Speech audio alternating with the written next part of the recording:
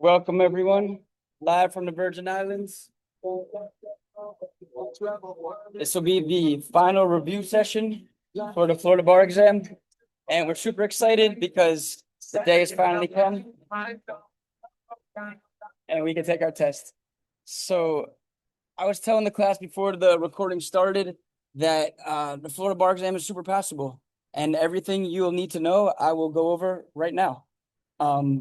This is the last class of the July 2026 complete course for the Florida bar exam. There will be an MBE class tomorrow at 11 if you're also taking the MBE. But yeah, this is the last class. So try to stay locked in and, focus. If you never paid any attention, but you can laser focus today, you should pass the bar with this session alone. And I would just like to share with you that this class is brought to you by IBIS Repair Group. We can fix absolutely anything. No job too big, no job too small. We do pretty much everything you could think of. New showers, new kitchens, drywall. We'll build clubhouses for you. Fence repair. We do landscaping, plumbing, electrical. There's not a single thing we don't do. And that's what you guys are going to do on the bar exam. There's not going to be a single issue you don't spot. There's not a single repair that we can't fix. So let's just have that attitude that we can do everything and we can do everything to the highest standard. All right, today we have two presentations, one of them made by Katya and one of them made by Danny. I'm going to start with the one made by Katya, and I think it's going to be really good because Katya is one of the best instructors on earth for the Florida bar exam. So let's talk about the Florida essays. Master the 7 key areas: contracts, torts, real property, family law, con law, crim pro, and professional responsibility. All right. I told you guys contracts. I told my class in 3 minutes or less everything that could be tested on a contracts essay. I used the mnemonic buy friends, drinks, big drinks. Body of law, formation, defenses, breach, and damages. For body of law, it's UCC for movable goods and common law for services. Body of law could also consider the predominant purpose test if it's a mixed contract. Under the body of law, I asked myself, who are the parties and what type of contract are we dealing with? Who are the parties? Are they merchants? Is it a minor? These are important considerations. What type of contract is it? Is it an options contract? Is it an output contract, a requirement contract, an installment contract, a divisible contract, a unilateral contract, a bilateral contract, a quasi contract, right? Let's give the reader some background information. For formation, we talk about offer, acceptance, consideration.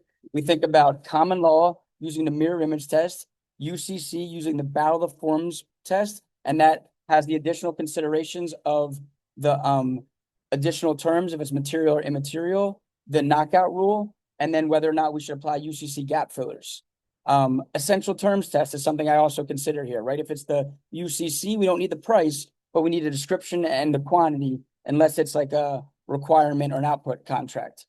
And then, for formation, it could also consider the mailbox rule or the firm offer rule or something of that nature. And then we do offer, acceptance, and consideration. Then we get into the defenses. I said to my class, there's a lot of R's for damages. Sorry. There's a lot of R's for damages, but for the defenses, there's a lot of I's and a lot of U's. Remember that. For defenses, there's a lot of I's and a lot of U's. So I's would be incapacity, intoxication, infancy, illegal contract, illusory contract, impossibility, impracticability, right? Defenses to execution are like impracticability, impossibility. You could also think of frustration of purpose. The most heavily tested defense is statute of frauds. We remember my legs, contracts in contemplation of marriage, contracts that cannot be completed with 1 year, contracts for land, executorships, goods over $500, and suretyships. And then we remember swap, the exception to the statute of frauds, where it will be specially manufactured goods, written confirmatory memo, admission in court, promissory estoppel, and partial performance. Statute of frauds is the most heavily tested defense. Then mistake, mutual mistake, which is when both parties are mistaken about an essential part of the contract, and that will allow for rescission or reformation because it's a mutual mistake. Or a unilateral mistake where only one party is mistaken, and that party will have to bear the burden of their mistake unless the non-mistaken party knew the mistaken party was mistaken and essentially took advantage of their mistake. So the most heavily tested one is statute of frauds, then mistake, and then like fraud, duress, and misrepresentation. Those are, the next three. So statute of frauds, mistake, fraud, duress, misrepresentation. Then think about all the I's and all the U's. And amongst the I's and the U's, I didn't mention the U's: unconscionability, undue influence, and unclean hands. I think impracticability, impossibility, incapacity, right? Those ones come up a lot. So remember, a lot of I's, a lot of U's, statute of frauds, mistake, fraud, duress, misrepresentation. And then, if you really want to get bonus points, you can think about unclean hands, unclean hands, latches, or acquiescence, right? Duress is a pretty big one. Duress and undue influence. Duress being a threat, undue influence being a special relationship between the parties. But those are all the breaches. So we talked about body of law, formation, defenses. Those are all defenses, and then breach. And breach is going to be material or immaterial, and it could very well be an anticipatory repudiation where there's an unequivocal demonstration of an intent not to honor the obligations of a contract. So breach, material, immaterial, or anticipatory repudiation. And then, of course, we get to damages. And like I said, damages, a lot of R's. For defenses, a lot of I's and a lot of U's. For damages, a lot of R's. But remember, the overall umbrella statement for damages is there's two types of damages: legal and equitable. Legal is monetary. Expectation, consequential, incidental. Restitution, reliance, and liquidated damages. And then equitable relief is like specific performance, reformation, rescission, injunctive relief, declaratory relief, quasi-contract, right? A lot of R's: rescission, reformation, restitution, reliance, even replevin, if you want to get into the extra bonus points, right? And that's pretty much it. Buy friends drinks, big drinks. And, you're all friends of IBIS Prep. So after you take the test, go to American Social. James, Bianca, and Alexis have my company card. They'll buy you whatever you want to treat you for your hard work. We're going to buy y'all some drinks or food or mocktails, whatever you want, because you're our friends. So body of law, formation, defenses, breach, and damages. Those are the big ticket items. And then on top of that, what else could be tested? Firm offer rule, non-compete agreement, accord and satisfaction, third-party beneficiaries, and parole evidence, right? Those are pretty much the main things. I think I mentioned everything that you could possibly write about on a contracts essay. It took me a few minutes, so just remember, y'all can do that too. Let's see what Katya has to say. Applicable law, contracts for the sale of goods, check. Common law, contracts for services and other contracts not covered by the UCC. Can anyone give me an example of a common law contract not covered by the UCC besides services?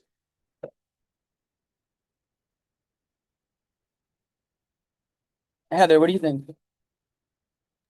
When I'm sorry. I wasn't listening. Contracts that are besides services, not that are common law contracts, besides just services. One of them's easy. real estate, Yeah, land, real estate. Everyone knows that one. What else? So contracts for services, land. Can anyone think of any others potentially? To with the chat. remodel what you do for services to remodel your home. Yeah, services. That's a services. Yeah. Olivia's saying matters that are unique. I think you're thinking of Construction. construction is a service. I think we're just giving a really broad definition of services right now. But what about a non-movable good? Right? Goods are all things movable. What's something that's non-movable potentially? Intellectual property, IP, patents, things like that. All right, if you want to be, on the cutting edge of the law, you can think about that. But we already know land and services and movable goods. All right, these, man, y'all should have these definitions locked down. And when you're going in the testing center room, recite these definitions in your head. Don't let Susie tell you about how, she found the secret AI device. You know what I mean? Trust me, Kim Kardashian's got $1 billion and she raised the bar. She didn't pass it. It's not about how much special resources you have or any of that. It's about how well do you have these things memorized. So as you're going into the test, don't let anyone psych you out. Just recite the things you're going to recite on test day. These are some good ones. An offer is an outward manifestation of one's intent to enter a contract with specific and definite terms. Communicate to the offeree.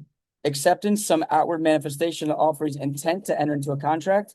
and consideration, a bargain for exchange between the parties. And Florida, consideration can be a legal benefit, legal detriment, or both. Some buzzwords I like to use are meeting of the minds. Shout out to Stino. I'm going to be sharing the album covers tomorrow, and Stino has a meaning of the minds album cover that's super hot fire.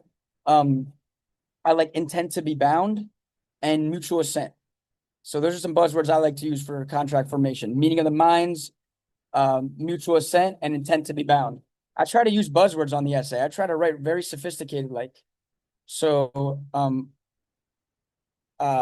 contracts, key tested rules, modification. Wow, I missed that. We all missed that. We all missed that. Thank you for Katya. I didn't mention that.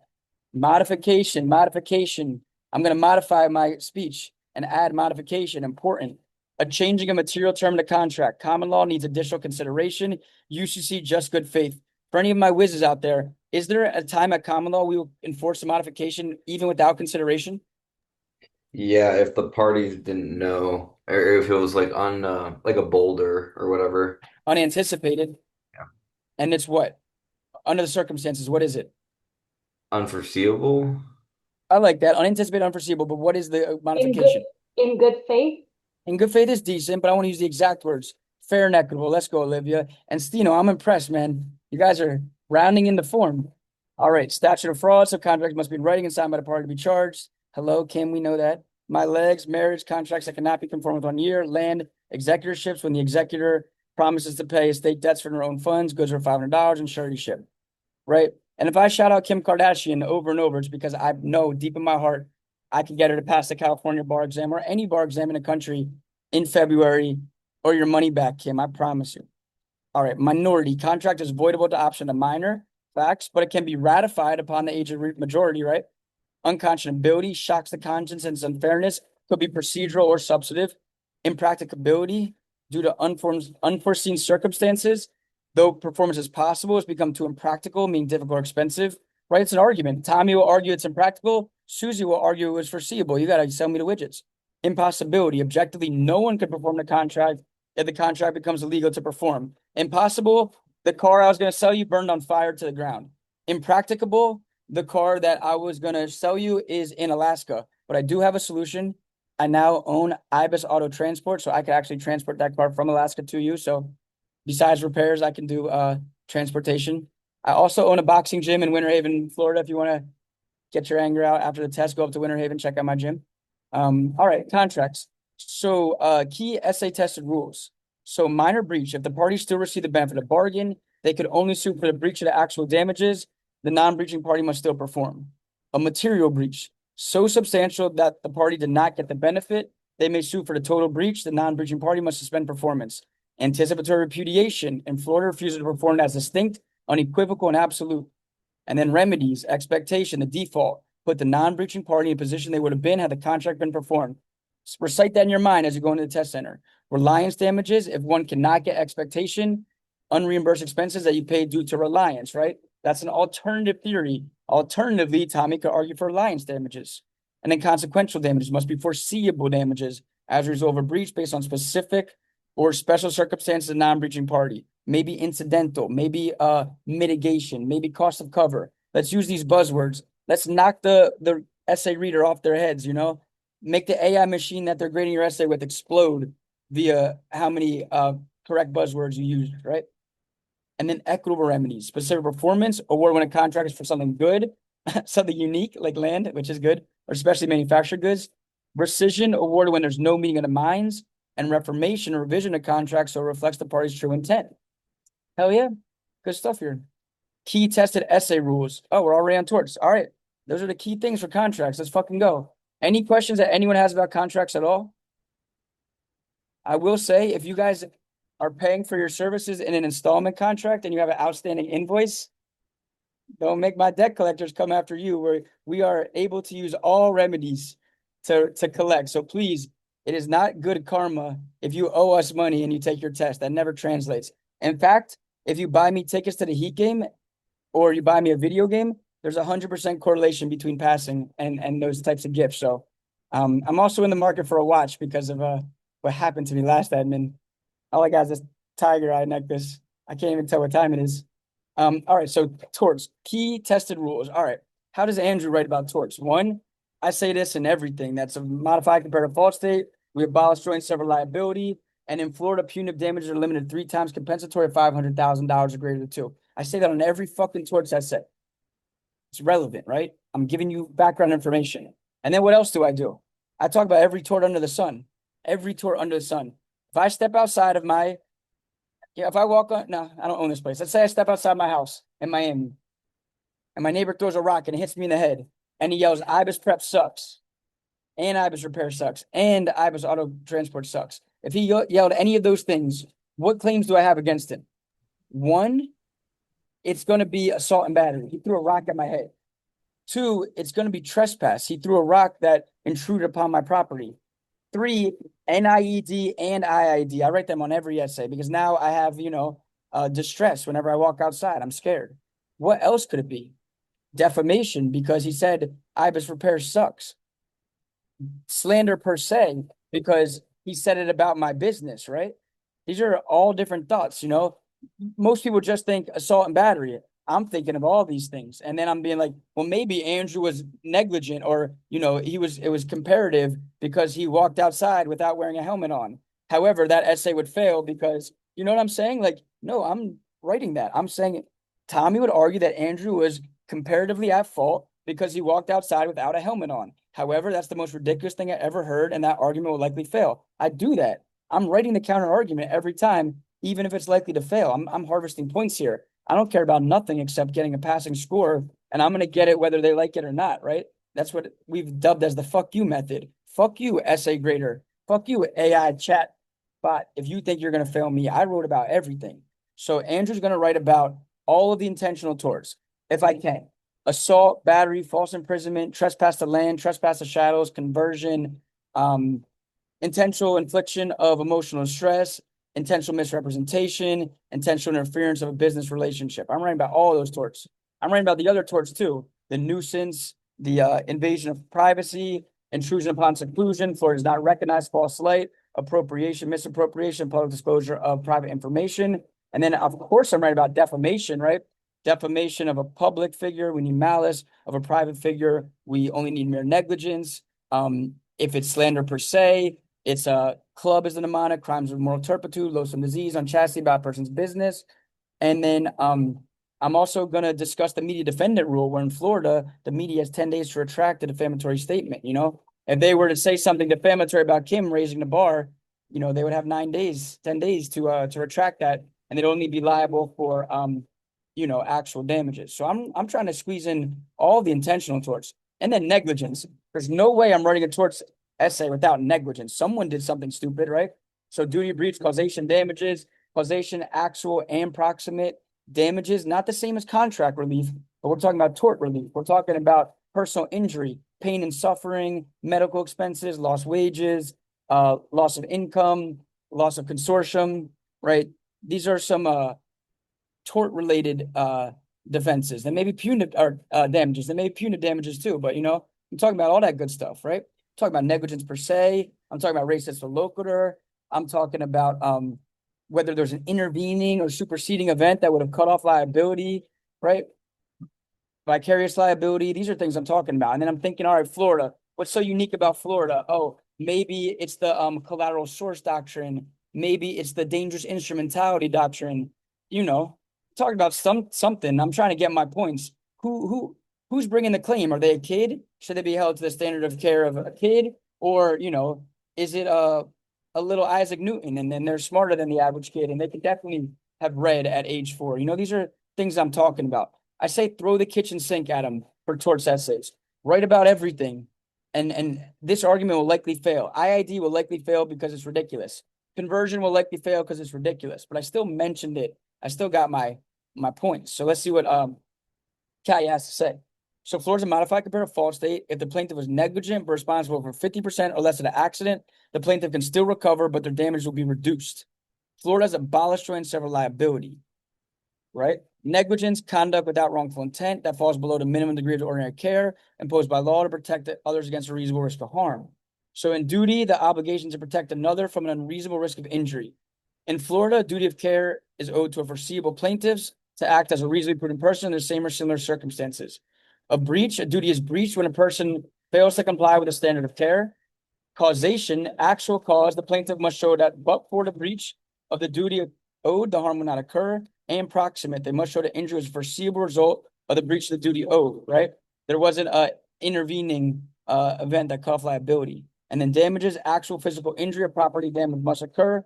We call that the economic loss rule. Key tested subjects, so express warranties, right? Strict product liability. This is a good one. Products liability, premise liability. These are heavily tested, and they like to test strict liability.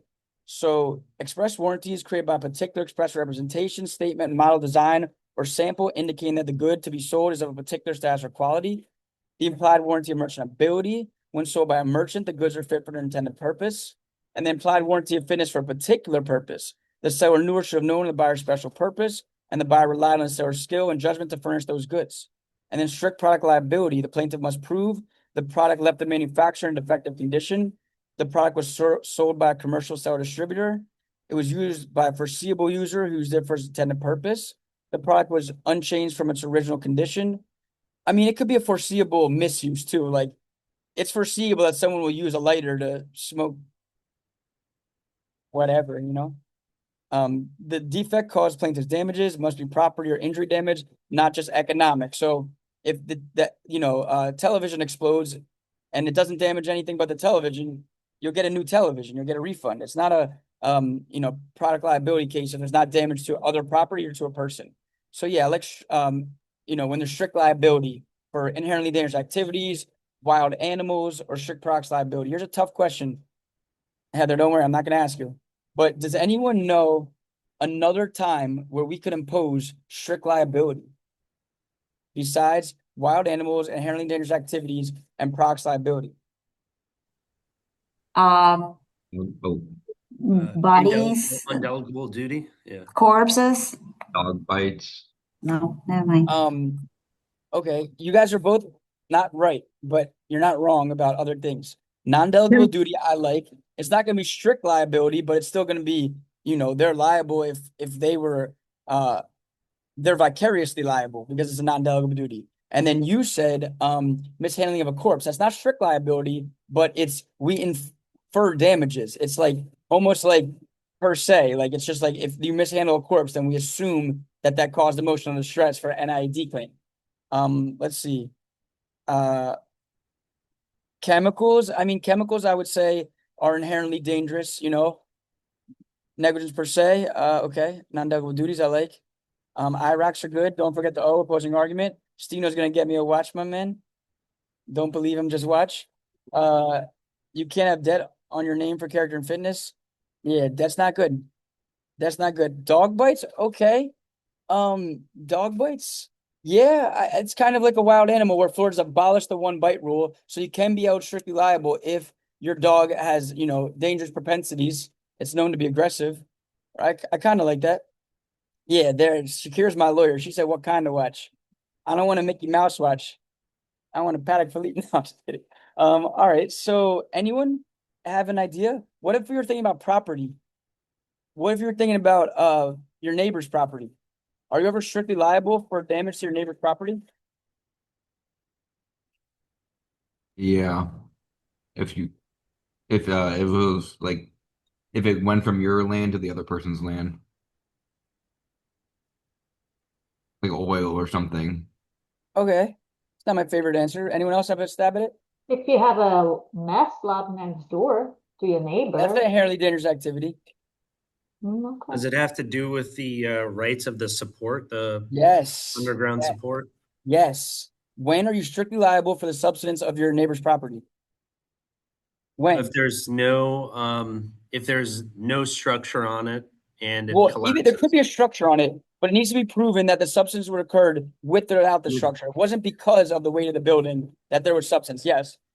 I know I was really testing y'all down, but that is another time where we could impose strict liability is if you cause the subsidence of your neighbor's property and the subsidence would occur without the weight of the building in its natural state for support, adjacent support. So, my students know way more than anyone else taking this bar exam. I'm expecting you guys to destroy this test and then message Kim Kardashian until we can run it back in California. So manufacturing defect, design defect, inadequate failure to warn. So what's a manufacturing defect? The product does not conform to defense own specifications. Generally, only a few units are defective, right? An assembly defect. It came off the line different. A design defect. The product is dangerous beyond the expectation of the ordinary customer. That's the Florida test, the consumer expectation test. Me, I'm also going to write about the risk utility balancing test, the federal standard. Why? Because I want to show the reader how smart I am. That's the whole point of writing this essay. And then inadequate or failure to warn when product has hidden risk without adequate warnings, right? It's too inconspicuous, right? It's too small. It doesn't non-existent. So that's product's liability, right? I like those theories. When a seller has placed a defective product in the stream of commerce, a commercial seller is a producer, manufacturer, distributor, retailer, wholesaler, supplier, right? I'm getting points for this. And they can be held strictly liable if it left their hands defective. Even if they weren't negligent and the defect occurred upstream of them, they're still going to be held liable because it left their hands defectively. So you know that's the product defect case. And then the different theories are design defect, manufacturing defect, failure to warn or inadequate warning, and then the implied warranties of merchantability and fitness for a particular purpose. All right, defamation heavily tested. I think heavily tested subjects are premise liability, products liability, and defamation, right? I think defamation could be tested. I really think it's due because it has con law considerations and torts considerations. I would not be shocked if they test defamation this time. So defamation, a statement is defamatory if it's a false statement of fact about a plaintiff which hurts the reputation with publication that causes damages and fault. Great definition. Put that in your head and memorize that as you're sitting, as they're telling you, how to write your name. You know how to write your name. I would be reciting these rules in my head and then just slap them on the paper and get your points. So private figure versus public figure. If a private person is being defamed, they must prove the defendant acted at least negligently. If a public figure is being defamed, they must prove the defendant acted with actual malice, right? Public figure, actual malice. Private person, negligence standard. The media defendant, Florida, the plaintiff must provide a media defendant with 5 days notice prior defamation suit so they can issue a retraction. If there's a retraction within 10 days of receiving the notice and the original statement was published in good faith, only actual damages can be recovered, right? Slap that on your essay, media defendant rule. Then slander versus libel. Spoken defamatory statement is slander. Economic damages must be proven. And libel, written defamatory statement, damages do not need to be proven because it's just written. It's just out there. Written could also be published. Radio, television, something like that. Slander per se, falsely and maliciously imputing a felony, loathsome disease, professional misconduct, or unchastity is slander per se, which presumes damages, and malice is a matter of law. So I like to club them on like crimes of moral turpitude, loathsome disease, unchastity, and about a person's business. Anyone have any questions about torts? Anything we kind of missed? I mean, remember, premise liability, it kind of bleeds into real property. They just tested product liability and premise liability last time. I would be more surprised if they tested that this time, but just know, the duty owed to a invitee, licensee, unknown trespasser, or known trespasser, unknown trespasser. It's kind of a sliding scale. Things like that, strict liability we talked about.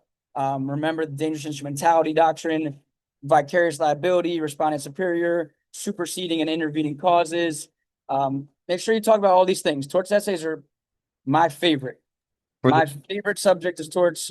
I always do amazing on torts. Since the first time I ever took torts in law school, I got the Cali Award. Torts is my shit. You know why? Because I can talk, I can speak. And if I don't know what to write about, I can make something up. That's torts for you.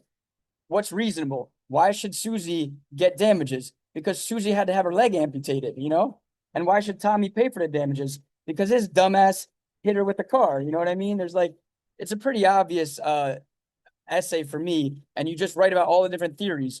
Become the best personal injury attorney you could be, right? You work for Morgan & Morgan and just argue for everything and then say, however, this argument will likely fail because it was a dumbass argument, but I'm charging my client, or I'm getting whatever. So you want to write a lot about it. So any questions anyone has about torts? Tiffany says she loves torts. For the No. 10 thing you're talking about with defamation, does that mean that after 10 days, like on the 11th day, you can't bring a claim or you can still bring a claim, but you can't like recover damages for the 11th day, or what does that mean? No, it means the newspaper can shield itself from liability by issuing a retraction within 10 days of receiving notice. So as long as they issue the retraction, the newspaper can only be liable for the actual damages they incurred. If the newspaper issues the retraction on the 11th day, that won't protect them, and then they could be liable for, you know, a shit ton of damages, right? So that's what the 10-day thing is. It protects the newspaper from the extent of liability. Any other questions about torts? All right. Let's go to real property. Real property, in my opinion, is the hardest essay subject.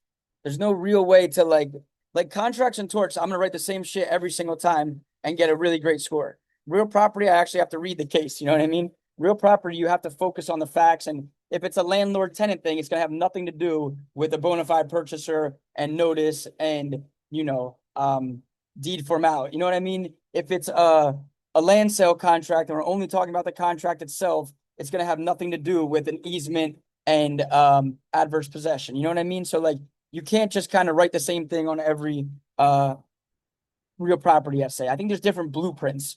You know, that's my creative word, blueprints, right?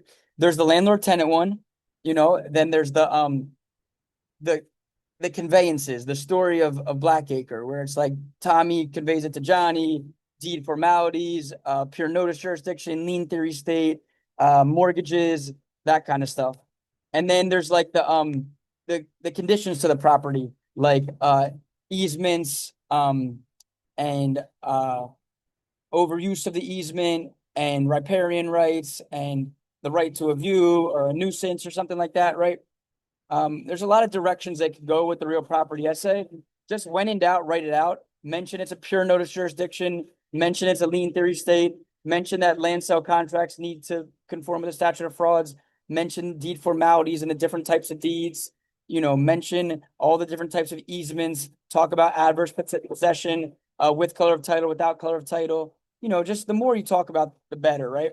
Mention the waste doctrines, maybe the duties of habitability and quiet enjoyment. You know, just try to point harvest. This is a point harvesting test. If you just relax, you know, if you can't relax, just put yourself in the Virgin Islands for a minute or two, and then just write your heart out, man. It's not a hard thing. You don't need to be right on the essays. You need to be right on the multiple choice. On the essays, you just need to write.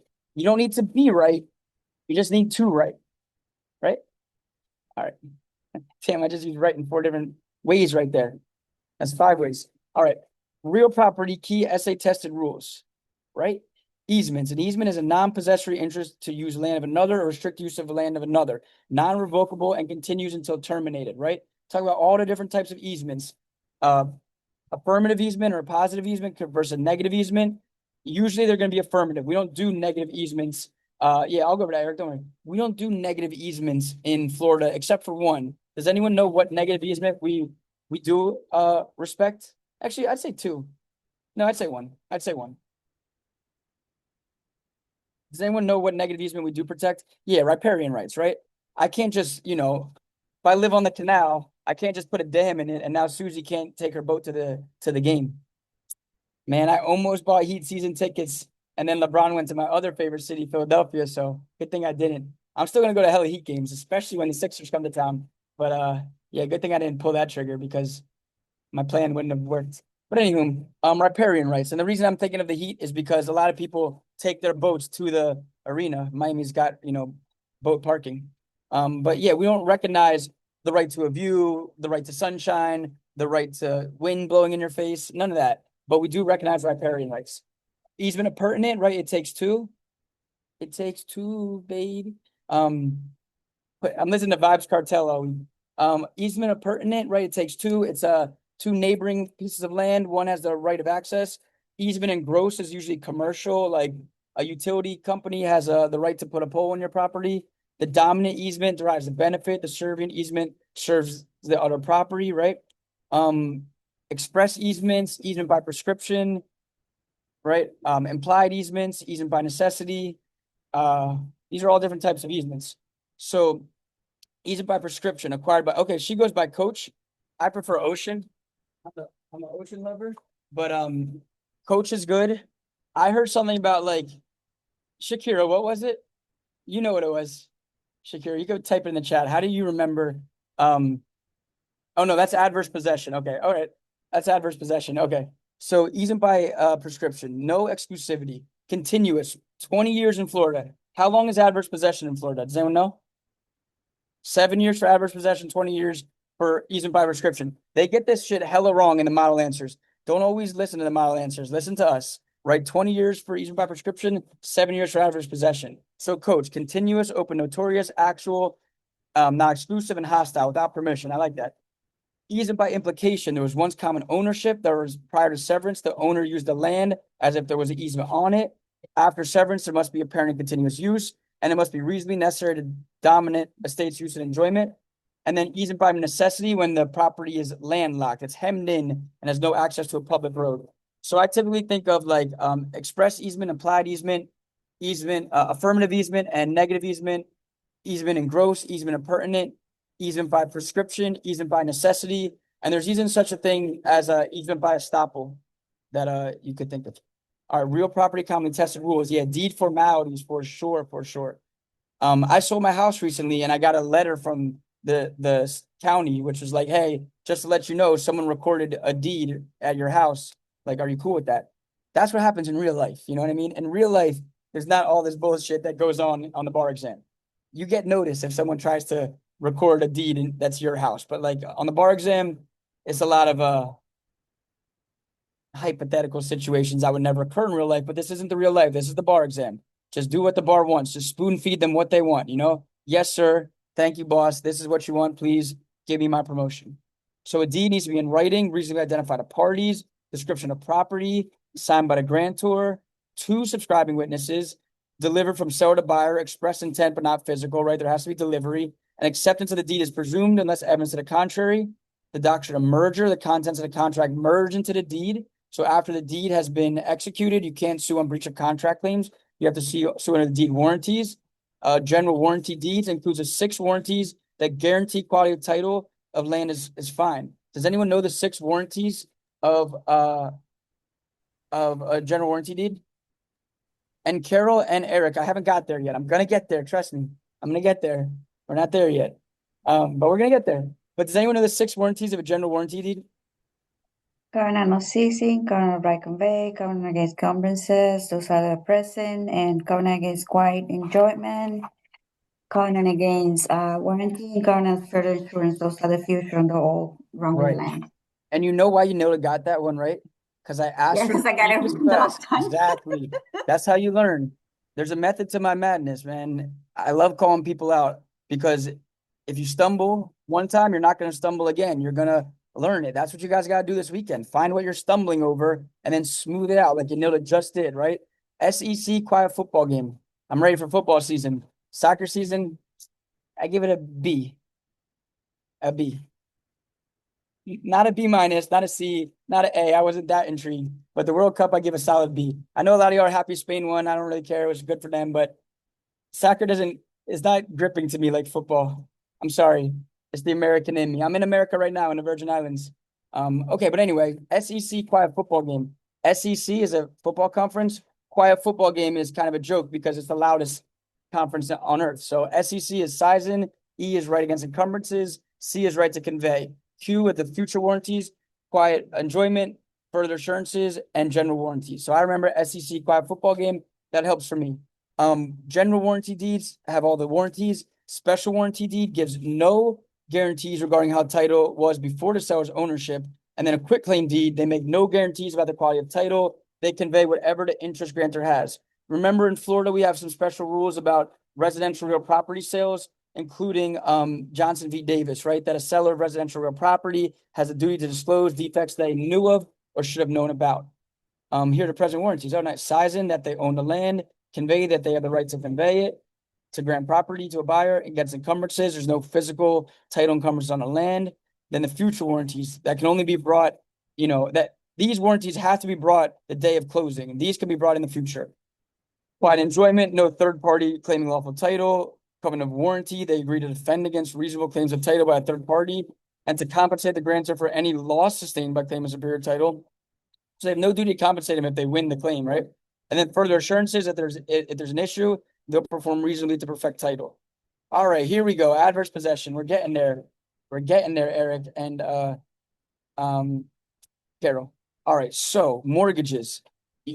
Tell me everything I know. Like, Go explain mortgage law to your nearest 12-year-old kid.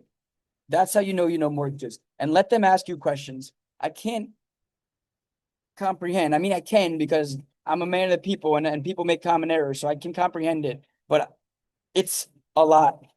How many people get mortgagor and mortgagee backwards? Like everyone does it. It's crazy, right? Can anyone tell me who's the mortgagor and who's the mortgagee in a mortgage relationship? Person borrowing The money is bank. mortgagor, person loaning money is mortgagor. The mortgagee is the lender, the mortgagor is the borrower. All right. Katia gave me a little good tip. The mortgagee has the money. So the bank has the money. I like that. The mortgagee has the money. The So bank if has the that money. helped anybody. Yeah. Let's go. The mortgagee has the money. It's all about the money. And that's what the bank has, the mortgagee. I'm just trying to make it like, is that a cute thing or it just works? Yeah, She there's just no like, told me that. And yeah, it like the works. mortgagee has the money. Maybe it rhymes. All right, I like that. Yeah. It rhymes. The mortgagee has the money. Okay. So mortgage. How would I explain a mortgage to a 12-year-old kid? All right, what's a mortgage? A mortgage is a loan secured by property. What secured by property means? It means that if they default on it, the property serves as collateral and they could sell the collateral in a foreclosure action. Okay. You get that, Tommy? Kind of. All right. So a mortgage is a loan secured by property. There's different types of mortgages. There are like a purchase money mortgage where the money borrowed is used to purchase the property and they're going to have super priority in the event of a foreclosure. You can expressly assume a mortgage, which means that you're taking personal liability. You could take subject to a mortgage, which means you're taking on secondary liability. There's conditions of mortgages that are enforceable so long as they're reasonable, which are like no early prepayment, a due on sale clause, and acceleration clause. There's a mortgagor who is the borrower, and the mortgagee who has the money, who is the lender, right? And then in the event of a non-payment of a default, then the mortgagor can I'm sorry, fucked it up. Then the mortgagee can institute, see, I am human. The mortgagee can institute a foreclosure action, which is a for sale of the property to pay back the mortgage. I just want to mention there's also something known as an equitable mortgage, which is like it wasn't in writing, it wasn't, properly recorded, but it still operates as a mortgage. And then there could be junior mortgagees, which are people who take second after the, first mortgage or after the PMM if there was one. Now, in the event of a foreclosure sale, remember, junior mortgagees are necessary parties, and the proceeds of the sale will pay back off the senior mortgage first, then the junior mortgages. In the event that the proceeds of the sale are not enough to pay back the senior or junior mortgagees, then they will need to seek what's known as a deficiency action and collect from the mortgagor personally. Those are some key components to a mortgage. So a mortgage is a loan that the landowner took out using land as security or collateral. If the mortgagor cannot pay the loan back, the mortgagee, who has the money, can take the land. Two components: the note, the borrower's promise to repay, and the mortgage, the instrument that provides the security for the note. That's why I told you when we did UCC Article 3 and Article 9, it's pretty much a combination of a mortgage. The note is commercial paper. The secured transaction is a Article 9 secured transaction. It's just the collateral is different, but very similar concepts. Florida is a lien theory state. The mortgage only has a lien on the property, no title to the property. What's the ramification of that? That means that if there are joint tenants with rights of survivorship and one of them takes out a loan, that loan will not sever the JTROS. So if A and B have Blackacre, B takes out a loan, and then B dies, can the lender foreclose on the property? The answer is no, because it did not sever the JTROS. So the mortgage would be extinguished, right? It doesn't stay with the property after the death of the borrower because they didn't have title to the property. They only had a lien on the property. So Florida's a lien theory state. Florida is also pure notice jurisdiction. We protect the last or subsequent bona fide purchaser, includes against interest holders who could have but failed to record docs describing their interest. So this is the discussion about pure notice jurisdiction. Florida's a pure notice jurisdiction where we protect subsequent bona fide purchasers. A bona fide purchaser is someone who takes for value in good faith without notice. Notice could be actual or constructive. Constructive can be record or inquiry, right? Here, Tommy had inquiry notice, so he's not a BFP, whatever. Also consider the shelter rule, where downstream holders can take shelter in the upstream status of a holder in due course. It's a lot like I told you with strict products liability. If you're downstream the defect, you're still liable. In BFPs or in holders in due course, if you're downstream the BFP or the holder in due course, you can take shelter in their status, right? That recording will have cut off the rights of the earlier interest holders. So a lost note and mortgage, the plaintiff can provide the lost note affidavit showing clear, unbroken chain of all endorsements, transfers, or assignments. Finders, keepers. Kaya is so good. All right, adverse possession. I told you we were gonna get to adverse possession. Did she talk about? Oh, look at that. And she put with or without color of title. Let's fucking go. Kaya is the shit. You know, I found this PowerPoint this morning, and I didn't even know whose it was. She presented last admin on a day I took off or whatever. And I messaged the class. I was like, yo, am I allowed to present this? Like, did we steal this off the internet? And Kaya was like, no, I've created that. And I was like, oh, hell yeah. This is about to be a bomb-ass PowerPoint. Kaya is amazing. Such a good PowerPoint. I know, Heather. So good. All right, so adverse possession. Open, continuous, exclusive, adverse, notorious, and hostile. Now I get to show you the oath one more time. And just look at the colors. Oh my God. Oh my God. I like this. I might have to stay out here. But anyway, ocean, open, continuous, exclusive, adverse, notorious, hostile, statutory period. Like we said, 7 years. So 7 years, it would put a reasonable and true person on notice of adverse use, hostile possession, adverse to the owner's interest, exclusive, cannot share possession with true owner. Remember, exclusive is not a component of an easement. Also, going back to easements, what's the remedy for overuse of an easement? Is it termination of the easement? Money. Yeah, surcharge, right? It'll be injunctive relief, a surcharge, but it won't be termination of the easement. It could be money, it could be a surcharge, or it could be surcharge, it could be money, or it could be an injunction to get them to stop doing whatever they're doing. But we're not just going to terminate it via overuse. All right, now with or without color of title. Let's keep it simple, right? Keep it simple, stupid. Kiss. Let's kiss this one. With color of title. What does that mean? It means that you have some document that purports title, right? You have maybe a defective deed, but you have something, you have the appearance of title. Without color of title means you're just squatting on it, right? If you take without color of title, you have to pay the taxes on the property, right? That's the big difference. Without color of title, you need to pay the taxes on the property. With color of title, it begins when the instrument serving as color of title is recorded in the county where the property is located. The property must be cultivated, improved, or protected by substantial enclosure, right? You got to put a fence around it. You got to, cultivate it in some manner for any form of color of title. But for any form of adverse possession, you have to do something on the property.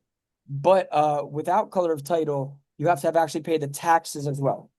With color of title, you just have a deed that purports title. A really complex concept is if you take without color of title, you get whatever you had enclosed, whatever you've been using, cultivating. If you take with color of title, you only get what's described in the document, right? Does that answer the questions for Carol and Eric? So Carol said, is color of title required? No. But if you take without color of title, you had to have paid the taxes. So either of those two are required, either color of title or paying the taxes. We didn't talk about landlord tenant. Landlord tenant's good stuff, right? The duty of habitability and quiet enjoyment is what the landlord owes the tenant. The tenant owes a duty not to commit waste and to pay rent and things like that. Florida requires legal and actual delivery, so they're responsible for a holdover tenant. Remember, the mnemonic for types of tenancies is your period will suffer. I would say I don't like that mnemonic because it's kind of vulgar, but I actually do like it a lot because it's very translatable. Period is periodic, will is tenancy at will, and suffer is tenancy at sufferance. That one actually really translates. The Y is for years, tenancy for years. And then remember, like with the landlord tenant, there can't be like a retaliatory eviction. A holdover tenant would be like a tenancy at sufferance. They could collect double rent for that period. They have a duty to try and relet the property and things like that. Some things that could be tested for property, maybe it could be a real covenant, maybe it could be an equitable servitude. So you kind of want to dig into that a little bit. What else do you guys think of that could be tested in real property that we didn't really talk about? Remember, pure notice, lien theory. They might have, like I said, the duty to disclose, a concealment, a Johnson v. Davis essay. The mnemonic is your period will suffer. Your period will suffer. Which stands for tendency for years, periodic tendency, tendency at will, and tendency at sufferance, which is like a whole different tenet.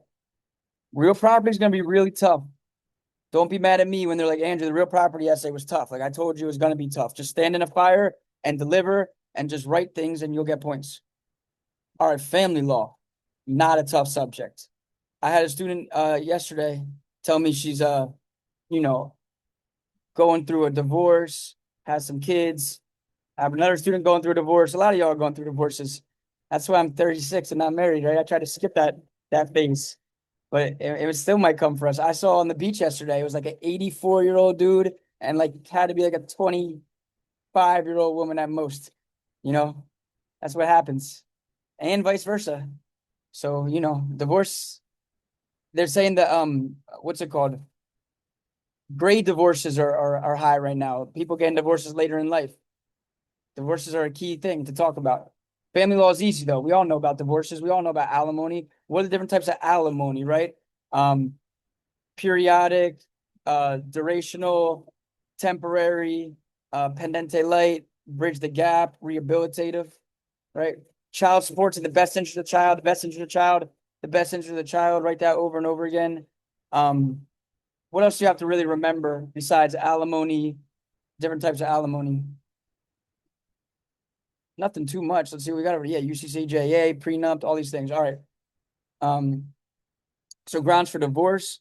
Florida is a adoption, I guess. It's been tested one time, very minimally. Florida is a no-fault jurisdiction. The grounds the marriage is retrievably broken, established through testimony of your spouse or mental capacity for 3+ years. They've been adjudicated mentally incompetent.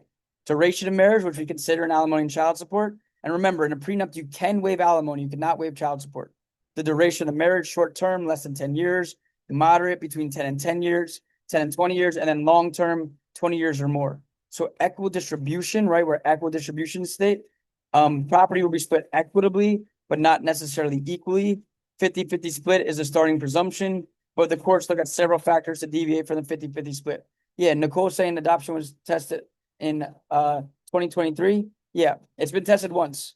That means it's not likely to be tested. It's only been tested once, but there's a lot of shit that's sprinkled in. Like I said, you should know everything. If you feel like there's something you don't know, go back and read all the model answers and then you'll know everything. Read my book and you'll know 90% of it.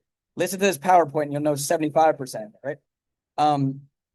Okay, so adoption. Yeah, you guys are obsessed with adoption.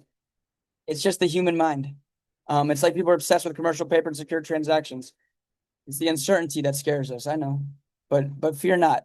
The only thing we have to fear is fear itself.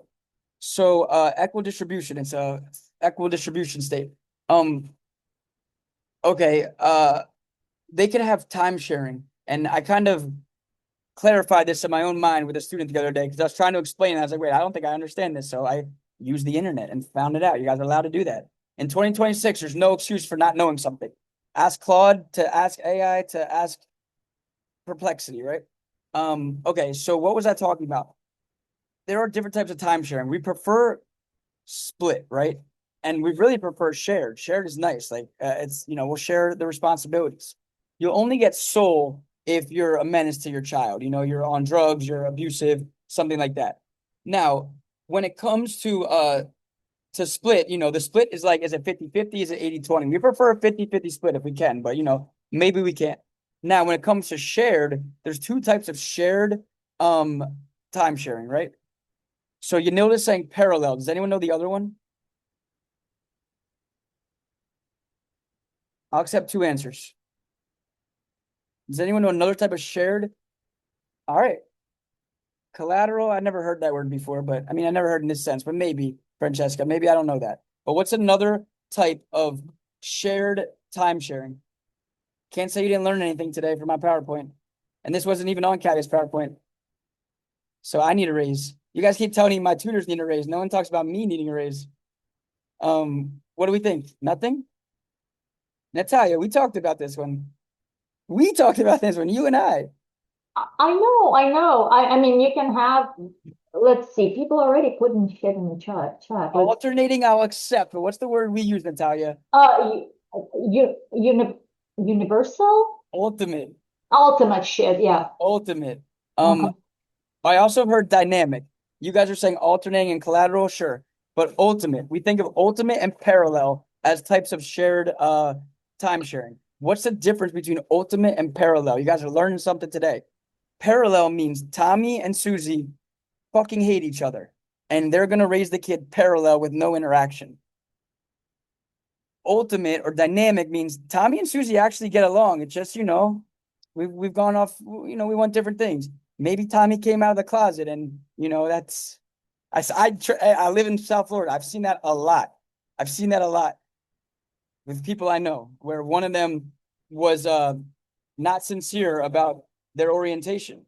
Okay, well, they're still friends, but they're not married. That would probably be ultimate, where Susie, you do sports, and Tommy, you do education, and we will, mix and match in a friendly manner. That's what I would call ultimate.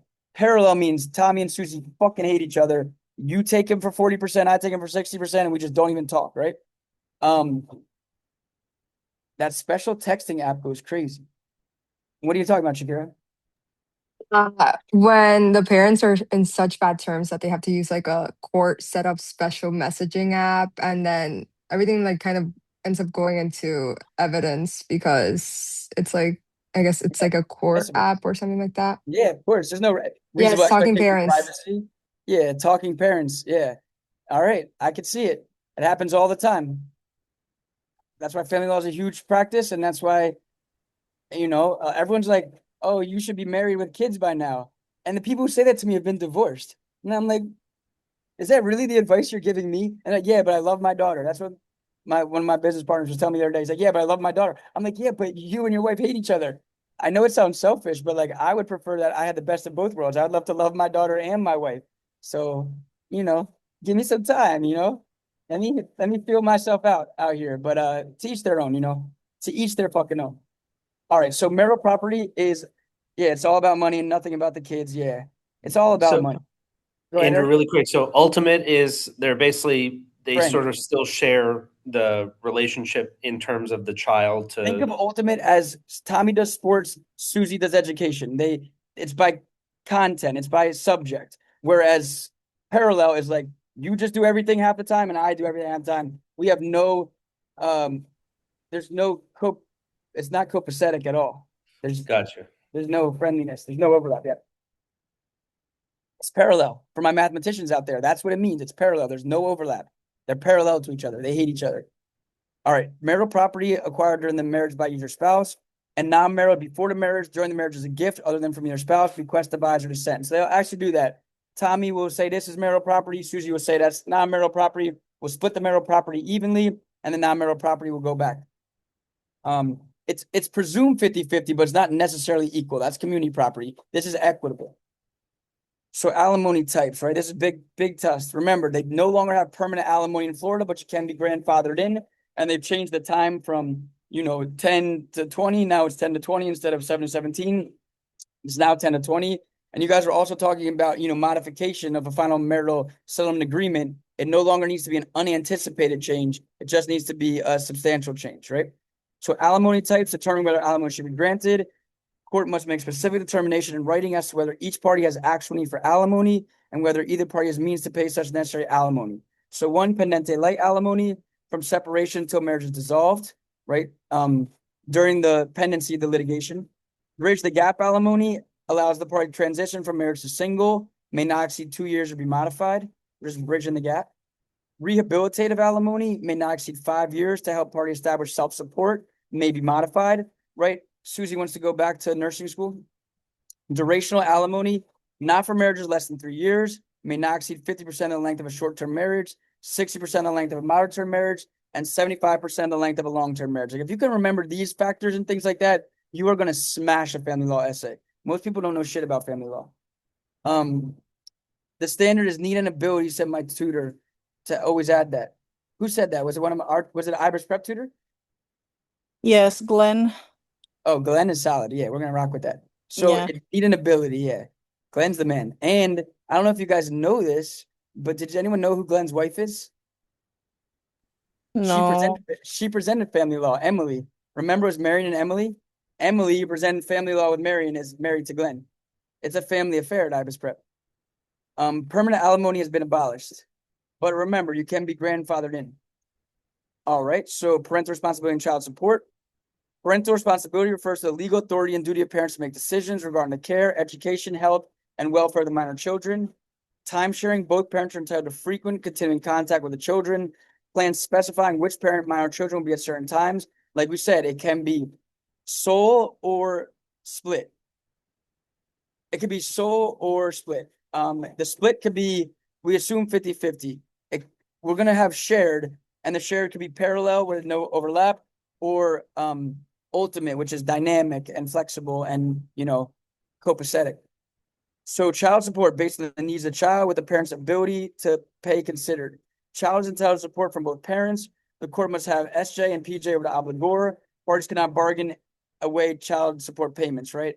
You can't waive them in alimony. I mean, in a prenup or a postnup. You can waive alimony, can't waive child support. Always talking about the best interest of the child. Can the child, testify to what's in their best interest? Sure. Depending on how old they are, right? The older they are, the better, right? Like, based on the income shared model, the child should receive the same proportion of parental income as of the parents that continue to live together. And then a relocation, the party seeking to relocate the kid more than 50 miles from the current location may be required to secure agreement of every person to have access to the child or the court's approval. And Natalia's saying what I was just about to say. This has actually been modified, where any relocation could be considered a substantial change. It used to be presumed that it was over 50 miles, it's a substantial change. Now, you can move 24 miles and still require a petition to the court. That's pretty much the change there. Remember, under the UCCJEA, we're looking for the 6-month rule. Like, where did the parents or the kids live the past 6 months? Do we have, PJ, SMJ, venue? And remember the exclusive continuing jurisdiction rule, where the court that issued the initial final marital settlement will have exclusive continuing jurisdiction over modifications or changes, right? So, good stuff to know. Anything else about family law? That's regardless for the length of time that the child is in the new location, the exclusive jurisdiction for the original court. Yeah, wherever the original final settlement agreement was determined. Now, I'll give you guys some insight. It's going to be fucking Florida.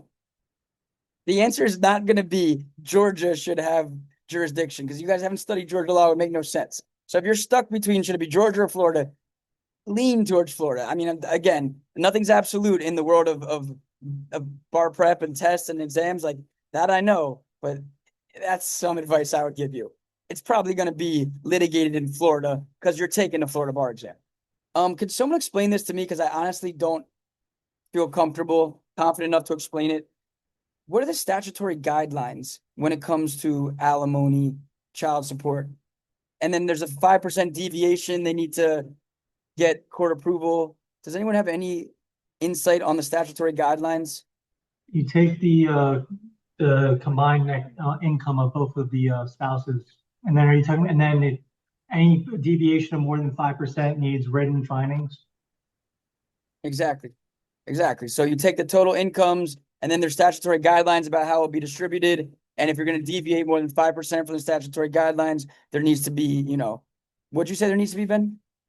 I think it's like written findings or evidence. Yeah, written exact findings. terminology. Yeah. We'll take that, right? The court It needs has to be written on the judgment. It has to Right. show on the judgment.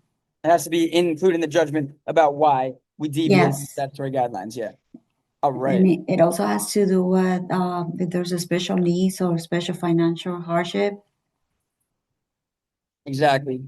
Yeah. I mean, if you have a son and your son becomes paralyzed, well, now you got a lot more money to pay on his expenses. So you're going to petition to the court because that's been a substantial change in circumstances, and you're going to need more money. All right. Con law. Okay. I always start off with state action, justiciability, and state action, standing, and justiciability. State action, is the government involved? Standing, is their cause and fact, injury and redressability. And then justiciability, is it right but not moot, right? Big things. So rightness, when there's no actual immediate threat of harm, it's too soon. Or mootness, issues when the legal proceedings will have no effect, it's too late, unless it's a class action or issue capable of repetition but evading review. I will say that the next gen bar tests rightness and mootness so difficultly, like in such nuanced manners that it's frustrating me right now. But one question was that it's not moot if there's a voluntary cessation, where if the state enacts an ordinance and then you sue them for the ordinance and then they repeal it, but there's evidence that they're going to enact similar ordinances in the future, then that's not moot because it's it was a voluntary cessation to avoid litigation, and there's evidence that it's going to be enacted again in the future. That was one. And then there was another one which I got right, but still was kind of weird, which was like there's an ordinance passed 50 years ago. It hasn't been enforced for 30 years, and now Susie wants to sue under it. And it was, what issue should you look into? And the answer was rightness. So whatever. But yeah, start with state action, justiciability, and standing. Party must have a concrete stake in the outcome, injury, causation, redressability, injury, concrete, particular. Causation, the injury must be caused by a violation of a constitutional federal right, and redressability, the request for relief must prevent or redress injury. Organization, so you may sue on behalf of its members if the members have standing and the interests are tied to organization's purpose. So look for third-party standing. Like you can't sue on behalf of your friend. You can't sue on behalf of your child, right? Unless they're not able to assert their own rights, right? If you're a guardianship or something like that, you can.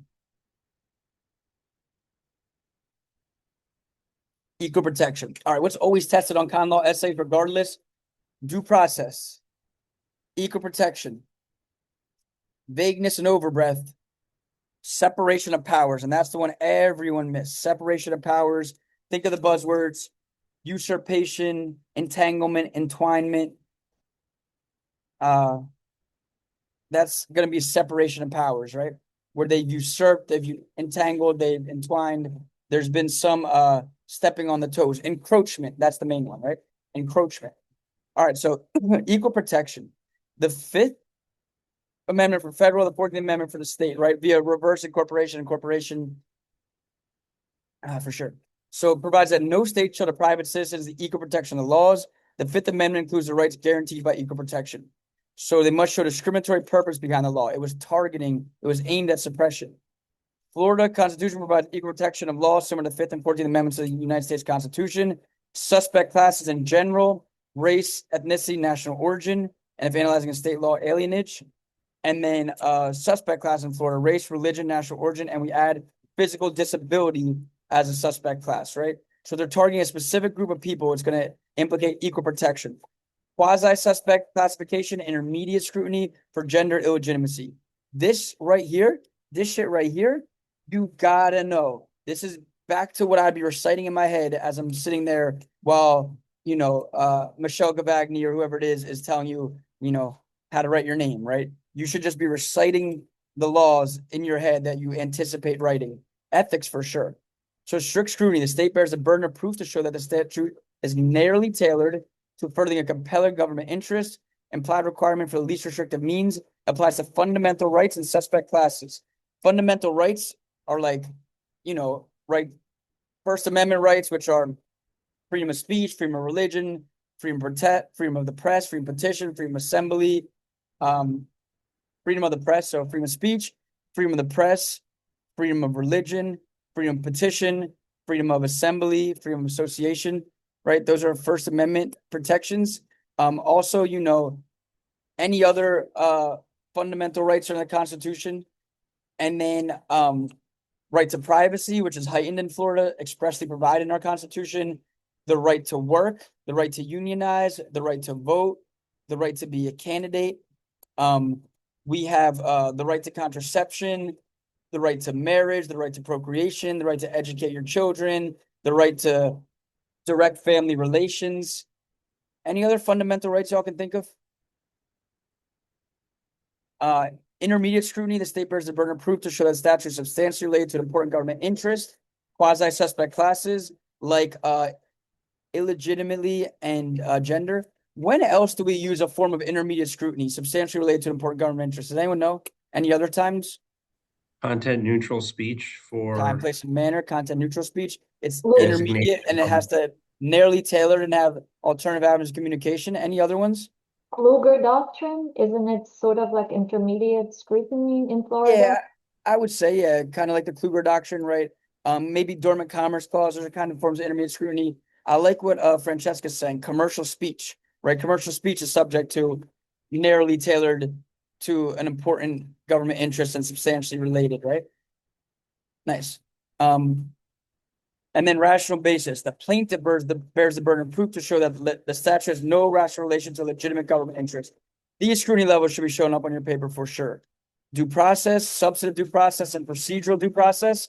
So substantive, the government action that infringes upon fundamental rights subject to strict scrutiny. There needs to be only a rational basis for a non-fundamental right.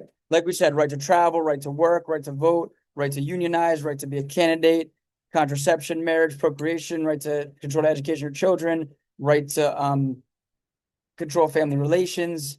These are all things, First Amendment rights. These are all things that are subject to strict scrutiny as substantive due process violations. And then procedural due process, think of notice and hearing, right? A person may be deprived of life, liberty, may not be deprived of life, liberty, property without due process of the law. Due process requires notice and opportunity to be heard by a neutral decision maker, applies for intentional government actions, not mere negligence. So what is contemplated in the Fifth Amendment? The takings clause, right? And there could be a physical taking, a possessory taking, or a regulatory taking where a government action renders your property useless because it's economically unviable or you've been deprived of your investment back expectations. So takings clause, and then due process, procedural, and substantive. Your right against self-incrimination, which applies in civil and criminal proceedings. The Miranda rights, which is your right to an attorney before adversarial proceedings have begun, and like when you're in custody and subject to a custodial interrogation, and then you're right against double jeopardy, right, where you cannot be charged or held for life or limb with the same crime twice, right? You could potentially be charged of the same crime, but not once jeopardy is attached. So those are things on the Fifth Amendment. Homestead protection, super fundamental for Florida. I expect homestead or sunshine law to come up, right? Some Florida specific thing, or enacting a law in Florida, general law, special law, something Florida specific. So homestead protection in Florida, permanent primary residence of an owner or owner's dependents, right? You can only have one homestead, protected from forced sale by creditors, except super creditors, which are like mortgages on the property, liens, construction liens, mechanic liens, homeowners association fees, property taxes, right? The person can only have one homestead at a time. Only a natural person can claim homestead protection, not a corporation. Homestead extends to half an acre of contiguous land in municipality, 160 acres of rural property outside municipality. The exemption remains until the property is abandoned, right? A married owner of a homestead cannot sell, give, or mortgage any interest in a homestead without the consent of a spouse. Spouses are protected even if they not own the property. The person cannot devise their homestead. There's a surviving spouse and or minor children. The creditor must prove by preponderance of evidence that the owner is entitled to protection. So mortgagees, property taxes, mechanics liens are considered super creditors, right? Oh, this is cool. The flamingo. There's also tax implications of having a homestead. You could take 2 deductions off of the appraised value of your house, right? Ad valorem taxes and school board taxes. Formalities of a bill, so bill formalities, clear title, express subject, enactment clause, be enacted by the state legislature of the state of Florida, a valid purpose, reasonably related to public welfare, only single subject, it can only be related to one subject, clearly worded so the average person can understand, cannot be vague or overbroad. Vague, it's void if the law fails to provide the person of ordinary intelligence with sufficient notice of what is prohibited. Prohibited action must be definable, and overbroad if a law prohibits legitimate as well as illegitimate conduct. General laws versus special laws versus general laws and local application. General laws apply to the entire state uniformly. Special law only applies to a group of people or a geographic area, usually like a particular county, like Dade County or Monroe County or Palm Beach County. Those are the 3 counties that are serviced by Abbott Repair Group. So the special laws enacted by legislation with prior notice to the affected population or by publication of paper of general circulation or referendum by affected population. Typically, a special law is countywide and requires a referendum, like a vote. A general law of local application is limited to geographic area established by the population, does not require notice of a referendum. So general law of local application is based on population. Special law is pretty much based on the county, requires a vote or referendum. General law applies to the state uniformly. Other con law topics, Florida specific. I mean, like we said, the Kluger Doctrine, I like that, Natalia. That's an argument for depriving someone of a fundamental right, typically access to courts. Fuck, access to courts is a big one. Access to courts is a fundamental right. Access to courts, access to courts, access to courts. Definitely argue for that, right? Maybe it could be like unreasonable conditions to a bond. Maybe it could be felon rights, like a felon can't vote or serve for office if they've been convicted, if they haven't been granted clemency. Maybe it could be a bond, right? A general obligation bond is supported by taxes and requires a vote. A rev bond, a revenue bond, the actual revenue of the project will pay back the bondholders. Maybe it could be some federal issues like sovereign immunity, 11th Amendment, state sovereignty, the 10th Amendment, police powers, anti-commandeering, commerce clause, dormant commerce clause. Definitely be on the lookout for that First Amendment essay, freedom of speech, content-based versus content neutral, different forums, public forum versus limited public forum versus non-public forum versus a private forum. Your First Amendment rights for sure. Freedom of speech, freedom of religion, freedom of press, freedom of petition, freedom of assembly, freedom of association. What else, con law? I mean, I like to know the amendments to the Constitution. We're about to get into 4th, 5th, and 6th. Second Amendment, your right to bear arms, right to privacy. It's even heightened in Florida. Just attacking the ordinance for being vague, for being overbroad, for impacting due process, for impacting equal protection, for implicating separation of powers, fundamental rights, suspect classes, all that good stuff. Remember, separation of powers is heavily missed. Access to courts is heavily missed. Think about double jeopardy. If it's, imposing punishment twice on someone, just kind of go over the essays you've written in class. Look at Alex's feedback, see which issues you've missed, and then keep them top of mind and hit them on test day. But don't miss the main ones: due process, equal protection, vagueness, overbreadth, standing, justiciability, state action, and things like that. All right, one thing that they test, it's kind of a point that people mention in model answers.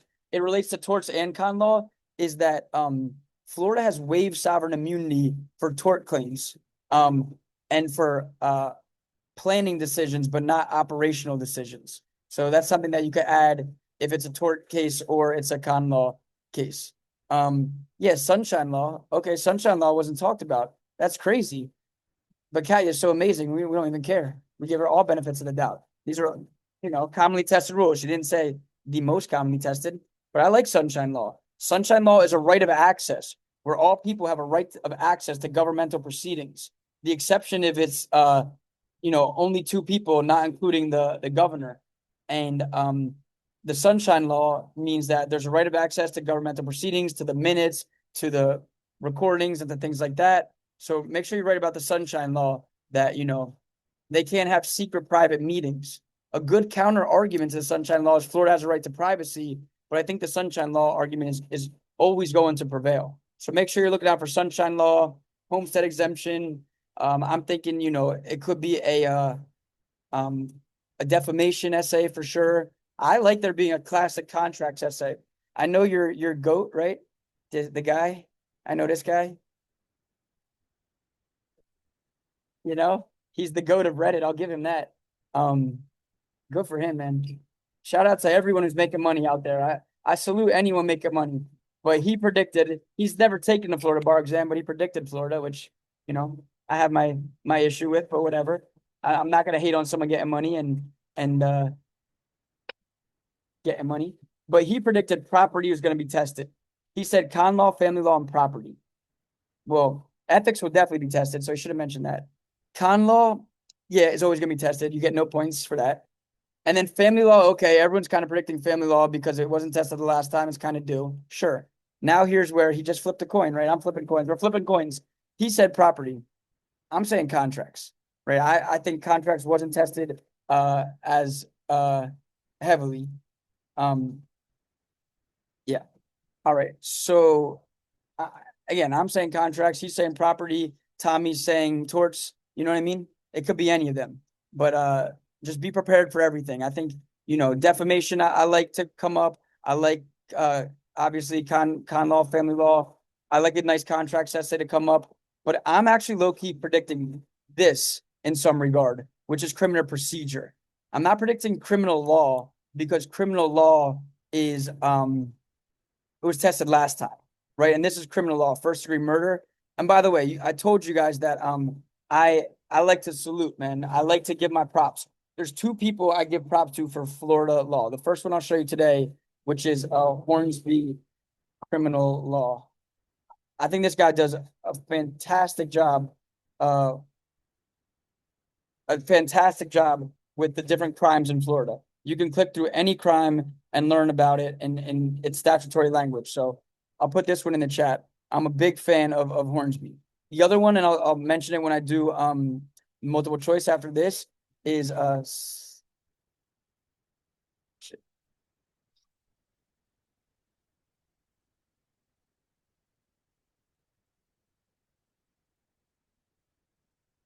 This guy right here. Yeah, this guy right here. This shit is hot fire. This is the stuff I like. I'm not into AI. I'm not into like pretending I'm an animal. I'm not into Reddit. I'm not into any of that shit. I'm into this type of shit right here. This is how I grew up. I learned from reading and from reading from people who aren't trying to like make me laugh because they made a reference to like something current. Like that does not do it for me. This is how I learn. So if you really want to learn about commercial paper, secure transactions, this is the man for that. There's requirements for negotiability. This is how I learn. I think this is fire right here. So I'm gonna give my props to these two dudes. The dude who wrote this, whatever it is, sailor.git.org, GitHub, whatever this is, I don't even know what that is. And this guy right here, Richard Hornsby. And look at this guy. What did they used to say? My class was obsessed with this one time. I'm looking for a man in finance, 6'5", blue eyes. That's what I'm thinking when I look like this guy. Look at him. Handsome, blue-eyed, 6'5", finance. This is your guy right here. So I give these guys credit because I like what they've produced. I think that this article is great for commercial paper and secure transactions. And I think that this website is great for the Florida crimes. Those are the people I tip my hat to. A lot of other people I think are gimmicky. The people that are singing are coming up with these phrases that don't really tell you much, or people who are hiding behind whoever they're hiding behind on the internet. That's not me. I like people who put real serious content out there, and these are my guys, and I'm trying to be one of them too. I'm trying to put out a really great presentation today, going through everything. So that's just my opinion on the matter. Okay, so murder and manslaughter. So first degree murder in Florida, unlawful killing. That's a pre-med designed to end a person's life. Is committed by person engaged in or attempt to commit enumerated felony murder, or results from unlawful distribution of specified controlled substances if the drug is proven to have been caused or been a substantial factor in the user's death. And I'll tell you, if you go to this guy. So is that like an autopsy then would verify that with that statement there? Yeah, like an autopsy would verify that they died because you sold them fentanyl or whatever. But yeah, if you go to homicide, you go to first degree murder, you'll see it's exactly this, right? Premeditated or felony murder. And then there's these types of felony murder, which include trafficking controlled substances, right? And then I would read through this because I think this stuff could be tested on especially on multiple choice. Like, what are the penalties for first degree murder, death or life without the possibility of parole? Like, I really like this guy's website, and I would go through it. Okay, so first degree murder, we talked about. It's felony murder or premeditated murder or distribution of controlled substances. Typically fentanyl. When I had to do jury duty, it was a fentanyl guy. I didn't get picked, thankfully. So manslaughter in Florida, unlawful killing another by act, procurement, or culpable negligence without legal justification. Okay, remember, there could be other degrees of murder, right? Second and third degree murder. Second degree murder is like depraved heart murder or intent to inflict great bodily harm that results in killing. And then third degree murder in Florida is like felony murder, but not one of the enumerated felonies. One of the non-violent felonies, like maybe your third DUI or something like that, or I don't know, kidnapping or something. Voluntary manslaughter, adequate provocation, heat of passion, no time to cool off. Adequate provocation, situation that can inflame passion of a reasonable person to extent that it could cause a person to momentarily act out of passion rather than reason. And then cooling off period, the time immediately following provocation and before killing. If there is sufficient time between provocation and killing for a reasonable person to cool off, then murder is not mitigated to manslaughter, even if the defendant did not actually cool off. I have to cool off. I'm getting hot out here, and luckily my battery is dying because I wouldn't. It's very hard for me to leave this. Very hard. But I might have to go inside for the second half of this presentation for the multiple choice. Okay, criminal law and criminal procedure. So this, I'm low-key predicting this. I'm not predicting shit. I'm not a predictor. I'm a master of material. I'm war ready. I'm not predicting shit. Don't ever come to me and be like, you predicted this or that. I'm just saying, I have inclinations. I have an inclination that they might test this one. I'm ready. I would be especially ready for this. They seem obsessed with testing this, the Crim Pro, and they seem to test it back to back sometimes, whatever. So I would be ready for this 4th, 5th, 6th Amendment one. So the 4th Amendment protects persons against unreasonable search and seizure by the government without warrant supported by probable cause. It mirrors the 4th Amendment of the Constitution. Probable cause, a reasonable basis to believe a crime has been committed or is being committed. So 4th Amendment, unreasonable search and seizures. You're thinking at warrant requirements, reasonable expectation of privacy, all that kind of stuff. The exceptions to the warrant requirement, I like the spaces mnemonic, search incident to arrest, plain view doctrine, automobile exception, consent, exigent circumstances, and stop and frisk. The 5th Amendment, the self-incrimination protection, no person should be compelled in criminal case to testify against himself, protects only testimonial evidence. Article 1, Section 9 of the Florida Constitution guarantees criminal protection against self-incrimination greater than the 5th Amendment. So we have greater 5th Amendment protection, greater privacy protection. Here it says in criminal cases, it's also in civil cases, but what's the difference? The difference is in a civil case, they can make a presumption. Oh, Tommy pled the 5th because Tommy doesn't want to talk because probably did what, you know what I'm saying? But in a criminal case, you can't even make a presumption. All right. You guys got to remember the Miranda warnings because there's a question where an essay, and in the essay, the problem was they didn't say that if they cannot afford one will be appointed for them.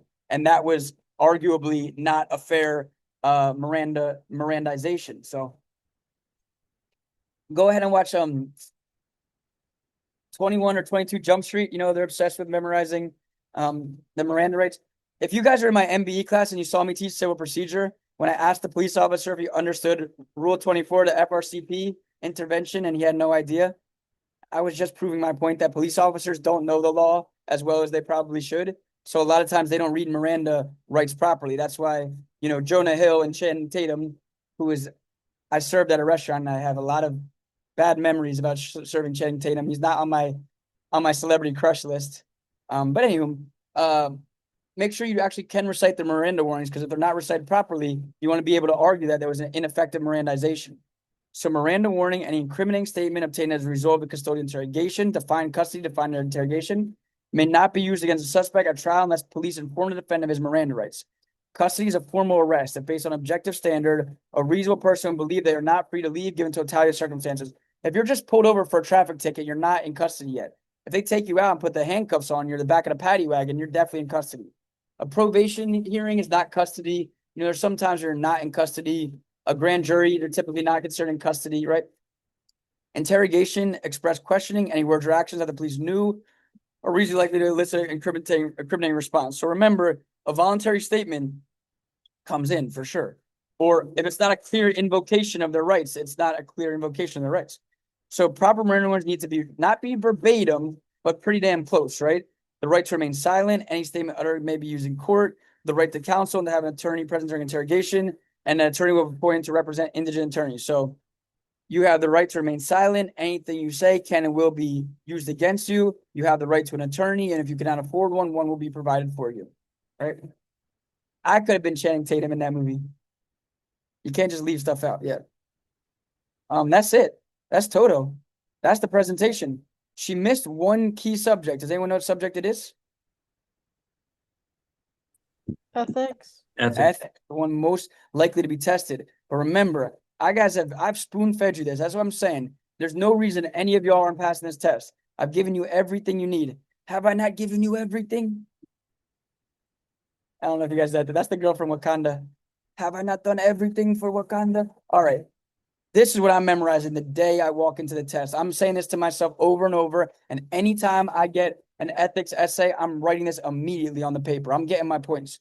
The ethical duties of Florida lawyers are outlined in the decisions of the Florida Supreme Court, the Florida Rules of Professional Responsibility, the ideals and goals of professionalism, the oath of admission to the Florida Bar, the creed of the Florida Bar, and other documents. All Florida lawyers must comply with the professional responsibility obligations and are subject to discipline for noncompliance. The possible consequences for failure to comply with these ethical duties are suspension, expulsion, and admonishment. Damn, that sounds really important. I think I should read it again. I put it one more time for good measure.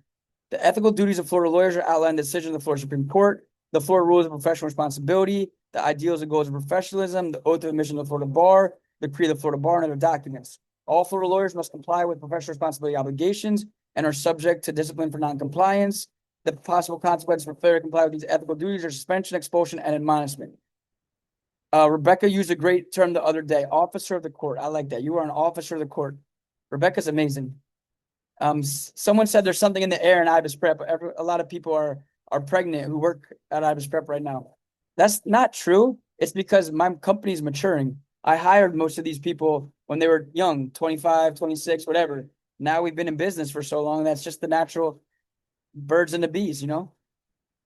That's what happens. So my business is getting more mature. So I see pregnancy as a sign of growth. All right. So what are duties? Duty of confidentiality, right?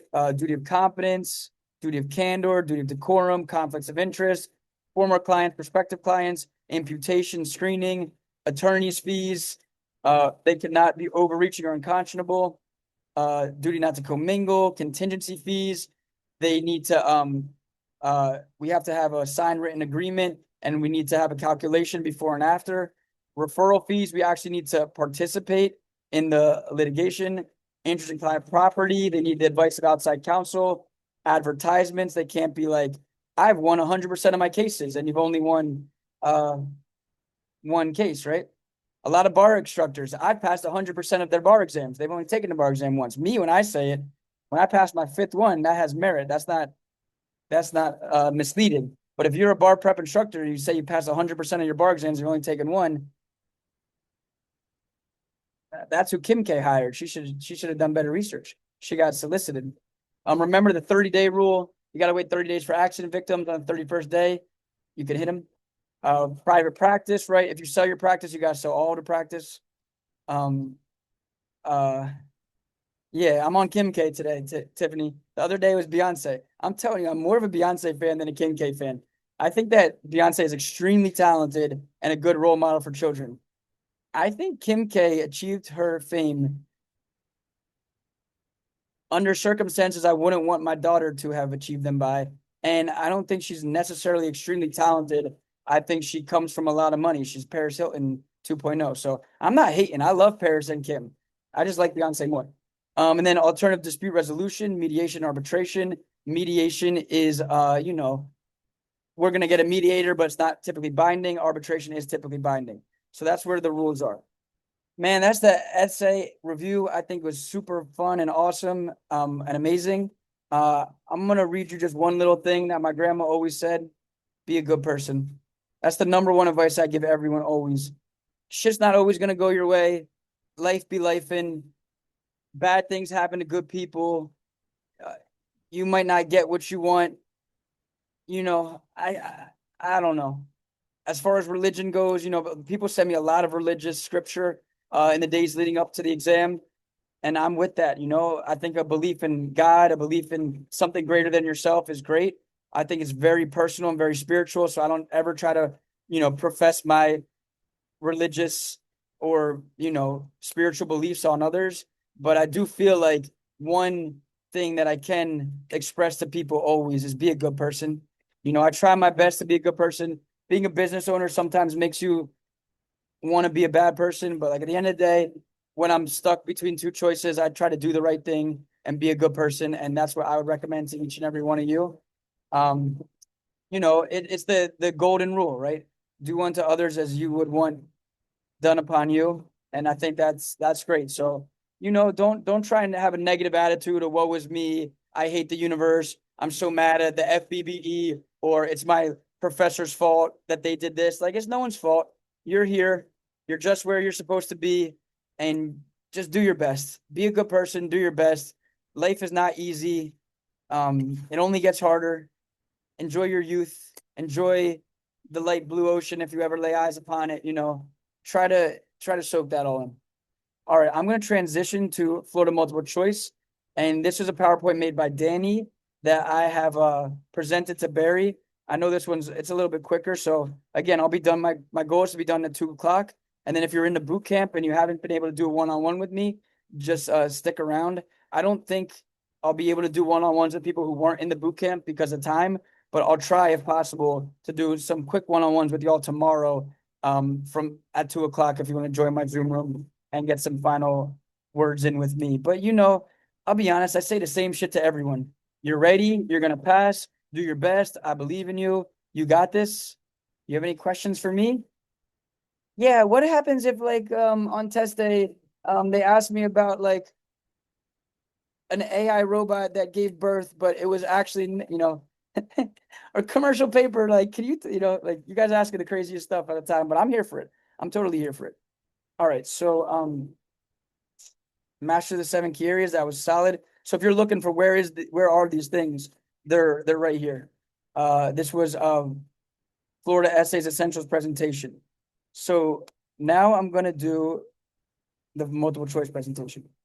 Does anyone have any questions for me about anything at all? I gotta change my scenery one last time.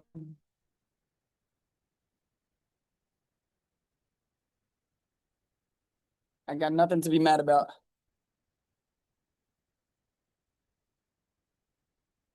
I've been locked out. No Florida multiple choice questions right now. All right. No, we're not done. No, we're not done. That was essays. That was just the beginning.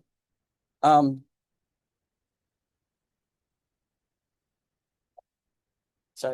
I've been locked out.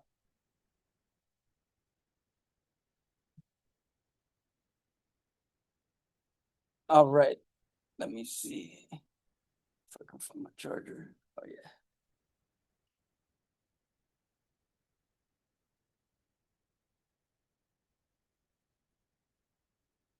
My least favorite thing about hotel rooms, they always have like no outlets. Oh, actually, this place has outlets.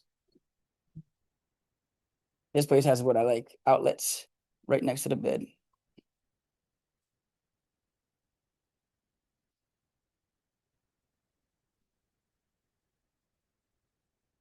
Okay. I'm so nervous my computer's gonna crash in the next 3 days. You guys are lucky taking the Florida bar. Nothing can go wrong.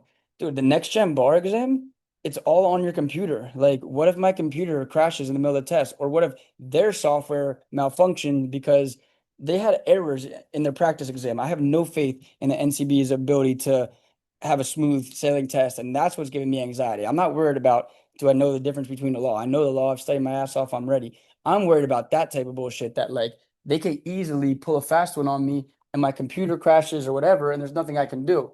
Whereas you guys, you're so fortunate because in Florida, if your computer crashes, you could just pull out the blue book and finish your test.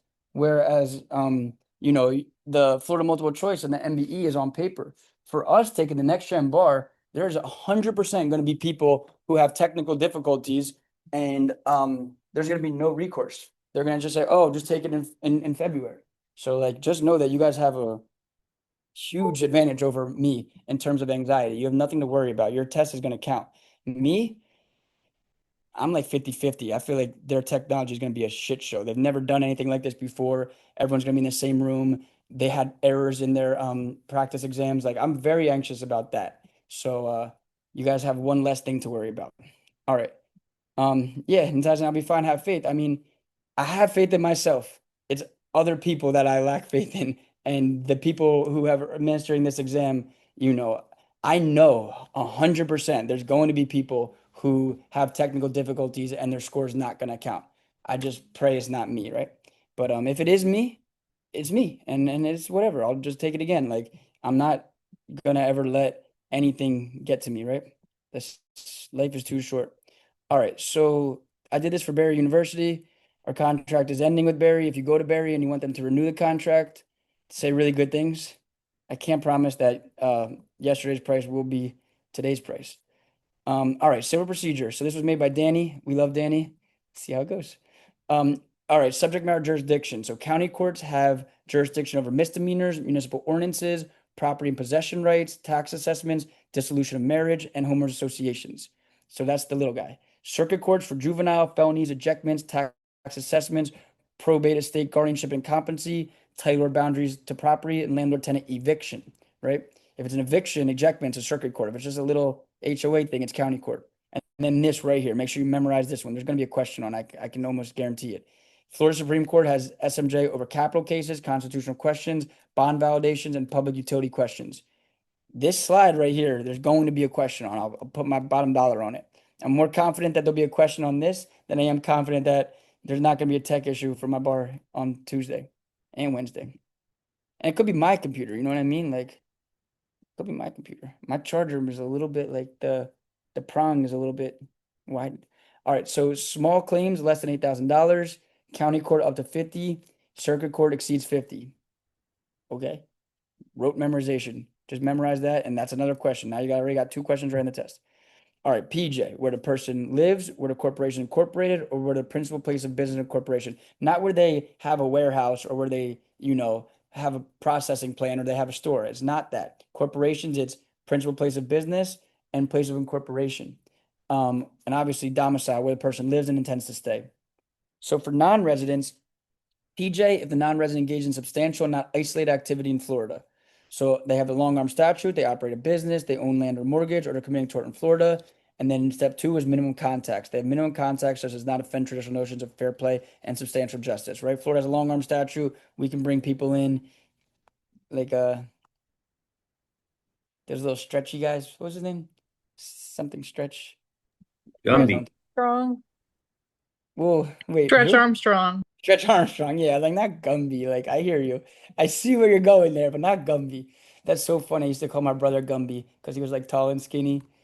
I was the youngest. I used to I grew up in Philadelphia where if you're not talking shit about another person, you don't really love them. That's the era I'm from. All right, so serve as a process. You've been served. Is this Salt Bay? That's him. I just went to his restaurant. What's his restaurant called? Poppy Steak? Is that him? That does Poppy Steak or no? Those are different. He has his own restaurant. Poppy Steak is not Salt Bay. Come on, Ben. I feel like you know the answer to that question, but whatever. It's not important. Anyway, I went to Poppy Steak recently. That place is crazy, super crazy. It's like a club. Okay, so things to know. All right. 1, deliver summons and copy the complaint. That's how you serve by a person authorized by law, the sheriff, or non-party adult appointed by the court, and a licer. So it can't be the party. Plaintiff has 120 days after filing to serve the defendant or notify the court the defendant has waived process. Service cannot occur on Sundays. If physical delivery, they may not serve the plaintiff personally, instead can serve the attorney. If suing an employee of the state, they must sue the mayor as well. And publication service can only occur once the plaintiff provides sworn statement that the defendant can't be found after diligent search, and a copy of the published notice is mailed by the clerk to the defendant's last known address. So similar shit, right? Copy of the summons and the complaint. If you serve 2 people, they gotta have 2 summons, 2 complaints, right? 120 days. Just because 120 days has passed doesn't mean it has to be dismissed. They could show, good cause to extend that. Pleadings and discovery. So complaint 120 days, like we said. Answer, pre-answer motion, reply, amended pleading, answer cross-claim, impleader, all 20 days. Depositions are 30 days, no limit. Interrogatories, you have 30 is only the limit for parties, right? And then 45 days. I'm trying to remember, what does she mean by the difference between 30 and 40? Do you guys remember here so I don't misstate it? Yeah, 45 days if it's served with the answer, but also if the government is the defendant. Defendant. Okay, so 45 days if it's served with the answer. Yeah. And then 30 days from the date they're served, right? And then if they're a government, they have 45 days. Okay. So 30, 45 for this type of stuff. We have a better sheet for this stuff anyway. And Yeah, you need a subpoena for a non-party. You can't just depot a non-party if they haven't been served with a subpoena. So pretrial and trial dismissal, voluntary dismissal will automatically cancel the lease pendens without the need of the court order. A lease pendens is a notification that there's litigation related to property. Involuntary dismissal after 10 months is typically dismissed with prejudice. Remember, 2 voluntary dismissals will operate as adjudication on the merits. A dismissal with prejudice is adjudication on merits. Failure to bring a compulsory counterclaim will be barred from bringing again because it's been subject to claim preclusion, right? So motions to dismiss anytime. But remember, like if it's a 12B6, and I'm sorry, if it's a 12B 2, 3, 4, 5, then you have to bring that in the first opportunity. So that's PJ, venue, process, and service of process. Those 4 need to be brought at their first opportunity. SMJ can be brought at any time, and failure to state a claim or failure to join necessary indispensable party can also be brought, very late into the litigation before the verdict has been rendered. New trial, 15 days after the jury verdict, right? That's different than federal. Motion for directed verdict, after the opposing party is presented. Motion to set aside the judgment, 15 days, also known as a JNOV. Appeal within 30 days. So new trial, belated directed verdict, JNOV, those are all 15 days after the verdict. You can only bring the belated directed verdict if you preserved it by bringing the directed verdict during the trial. Appeal 30 days, that's the same as federal. So pretrial conference, 20 days notice. A jury trial demand no later than 10 days after service of the last plea directed at the issue. They have to give it to you if it's required, right? If like you get a jury on it. If you bring it later than that, they could still grant it, but they're not required to. Expedited trial, they consent of all parties. Discovery complete in 30 days and 1 day, in the trial in 1 day. The voir dire is 6 people in civil cases, 12 in the capital cases. 4 cause challenge, no limit. The juror can be fair and unbiased. And then peremptory challenges, 3 per party. In capital cases, 10 per party. I think also if it's a misdemeanor or felony, right? Then it's 3, 6, 10. 3 for the misdemeanor, 6 for the felony, 10 for the capital. Yeah, if we're talking about that. I think we're supposed to be doing pro here, but go ahead. The unanimity requirement for the 6th person is that like the I always mess that up. That's like in civil, you can consent to a non-unanimous and a less than 6-person jury as long as they stipulate to it.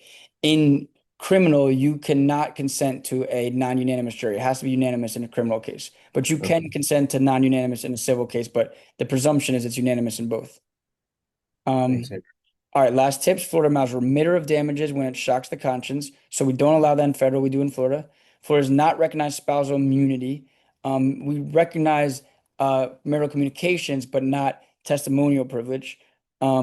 Notice for all class action members that are reasonably identifiable is required, and all members have the right to opt out. In Florida, a complaint must include facts, not just legal terms, to support each part of the claim, or it can be dismissed. And in Florida, substitute service must be left with someone 15 years or older who resides at the abode, right? In federal, it's a suitable age, but Florida's 15 plus. You got this. All right, some changes that happened in January 1st, 2025. So parties are now required to have initial disclosures within 60 days of service of the complaint. A non-movement must serve a response to a motion for summary judgment no later than 40 days after service. The standard to grant a motion for continuance is higher now. Within 120 days of filing, a case must be assigned a case management plan. When calculating time, holidays and weekends are counted unless the period is less than 7 days. So that one they're going to test that for judicial procedure, where if it's less than 7 days, you do not count holidays and weekends. If it's more than 7 days, you do count holidays and weekends. Remember, the Friday after Thanksgiving is actually a holiday. All discovery shall be completed in 60 days after the court enters an order adopting joint trial stipulation. All right, let's go to Crim Pro. So crime levels, non-criminal violations, offenses punishable by no more than a fine, forfeiture, or other civil penalty, right? Like a municipal violation. Misdemeanors punishable by imprisonment in a county correctional facility, but not more than 1 year. And then felonies punishable by imprisonment for more than 1 year. So this stuff I think is important, the timeline. So you'll have the notice to appear. The arrested are given notice to appear if certain conditions are met, like they're not a flight risk. If arrested, they must be brought for a first appearance in 24 hours. That's the first thing. 24 hours occurs within 24 hours of the arrest. You're informed of the charges, advised of the rights, and considered for pretrial release. Now, you can have a non-adversarial probable cause determination hearing within 48 hours of the arrest and up to two 24-hour extensions that must be supported by extraordinary circumstances. If you're, not arrested via arrest warrant, they haven't determined probable cause yet. You get a non-adversarial one within 48 hours of the arrest with two 24-hour extensions. Now, if you're not in custody, and probable cause determination may be requested within 21 days of the arrest and ruled on within 7 days. If probable cause is not found, the defendant is released, but the case may proceed. Okay. And then the filing of charges in custody must be charged in 30 days. If not charged, released on the 33rd day. If good cause is showed, deadline extended to 48 days. So that's a 30, 33, 40 rule for filing charges. Charging documents may be indictment for felonies and capital crimes, information for misdemeanors typically, an affidavit or docket entry for certain misdemeanors. So then the adversary preliminary hearing. So remember, the non-adversary is within 48 hours with two 24-hour extensions. The adversary is within 21 days of the arrest if no formal trials yet, includes the right to a public defender, and the court determines if probable cause exists to proceed. So it's felony cases where they're either still in custody or have significant restraints on their liberty. They get an adversary preliminary hearing. You don't always get that. And you don't always get a non-adversary. If you're arrested via warrant, you won't get either of them. Arraignments where you enter your plea, so occurs anytime after charges are filed. The defendant enters a plea of guilty, not guilty, or nolo contendere. It may be waived by filing a written plea of not guilty. Pretrial motions, a motion to dismiss, filed before or at arraignment. Motion to suppress, filed before trial. Motion for continuance must be accompanied by certificate of good faith. Motion to change venue, filed at least 10 days before the trial. Motion to disqualify a judge within 10 days of discovery of bias. And again, I have dates and timing charts for all these. I'll show them to you in a hot second. And then competency or insanity claims. Insanity must be raised within 15 days of arraignment. Competency hearings must be ordered at any time before sentencing. We use a clear and convincing standard for insanity offenses. And the discovery process, the prosecution must disclose exculpatory evidence within 15 days of demand, and the defense must disclose the witness list and other evidence within 15 days of receiving the prosecution's list. And then plea bargaining can occur anytime before or during trial. Jury ensures the plea is voluntary and informed. And then in evidence, we don't bring in, statements made in plea bargaining because they're exclusions. So trial, the preceded by pretrial motions, jury selection, etc. The defendant has a right to trial by jury unless waived. Sentencing, if convicted or plea is entered, the judge may allow withdrawal of guilty plea after sentencing only with good cause and prosecutor's consent. An appeal post-conviction relief, if convicted, defendant may appeal or seek post-conviction relief based on error, newly discovered evidence, etc. So March 2025 changes. Change is coming, but it's going to be okay. All right? This is like foreshadowing. Now they're already on 6, I think, 5, Toy Story 5. Speedy trials periods now filed from the date formal charges are filed. So it used to be the arrest, now it's when they're filed. The period from which the court may set a case for trial to begin is no less than 5, but the 45-day period is extended no more than 60 days. So 60 days from notice of a demand for speedy trial. The recapture period within which the state must bring a defendant to trial after defendant files a notice that the speedy trial time expired is extended from 10 days to 30. So 30-day recapture period, 60 days for the time period after notice has been filed. Remember, if no notice is filed or no demand is filed, then it's 90 days for a misdemeanor and 175 days for a felony. And if there's both, then you get the longer of the two. You'll get the 175. So the time to file formal charge against a defendant on pretrial release is within 60 days. Dismissals will be without prejudice unless a defendant's constitutional right to a speedy trial is violated. So just know the speedy trial dates were pretty much, it starts from the clock starts when the charges are filed, not when the arrest is made. If you make a demand, they have 60 days from the demand. And if you don't make a demand, you have 90 days for misdemeanors, 175 days for felonies. If that period expires, right, the 60, the 90, 175, then you file for a notice of expiration of speedy trial time. Then they have 5 days which they have to hold a hearing on you, and then 30 days from the day of that hearing to bring you to trial, or they have to dismiss the case, right? So charges being filed is 30, 33, 40, and then a speedy trial, it's kind of like 60, 90, 175, 30, if you can think about it like that. First appearance, 24 hours. Non-adversarial preliminary hearing is 48 hours with two 24-hour extensions. And then the adversarial probable cause determination hearing is 21 days for the felonies. So just some things to think about. All right, evidence. So relevance and public policy exclusions. So relevance, the evidence must make a material fact more or less probable, right? Tends to prove or disprove a controverted fact. Habit and business routine. So in Florida, they must show independent evidence that a person followed the habit on the occasion. That's called corroboration. You need to corroborate habit in Florida. Public policy exclusions are generally the same as federal evidence. And again, I have the Florida federal distinction chart that I'll show you guys in a second. Super, super good stuff. So generally the same as federal evidence. So settlements, statement made during exceptions are inadmissible to prove liability. No exception in Florida for government authorities. And expressions of sympathy. In a Florida accident case, any writing expressing sympathy after the accident is inadmissible, but a statement of fault contained therein will be admissible. So, evidence is tough. Look at all the sympathy I have. So character evidence, Taylor Swift, reputation, that's my twin. Character evidence can only be proven through reputation, testimony, and prior bad acts. So the rape shield law in sex crime cases, Florida allows the prosecution to introduce any prior sexual misconduct, but only in criminal prosecutions. In civil cases, character is generally admissible except when it's directly at issue, like defamation, negligent entrustment, or child custody cases. And then mimic, this is the Williams rule in Florida. It must be strikingly similar for motive, intent, mistake, identity, common scheme, or plan. And they must give at least 10 days written notice of the intent to use the evidence before trial. So character evidence can only be through reputation, right? And specific acts if character's at issue or if it's on cross-examination. But, original character evidence when the prosecution, or I'm sorry, when the defendant has opened the door or, we're just trying to bring it in, is reputation only. We don't allow opinion. So you can remember rep, yep, ope, nope. And that's definitely going to be tested if evidence is tested, that we can bring in reputation but not opinion. So witness and impeachment, Florida mostly tracks the federal rules on witnesses, but with some key distinctions. Any item can be used to refresh recollection, even a bowl of spaghetti, and the opposing party may inspect and introduce it. Florida limits hypnotically refreshed testimony. Only pre-hypnosis memories are allowed unless strict procedures are followed in criminal cases. So you can't, be hypnotized on the stand to remember something.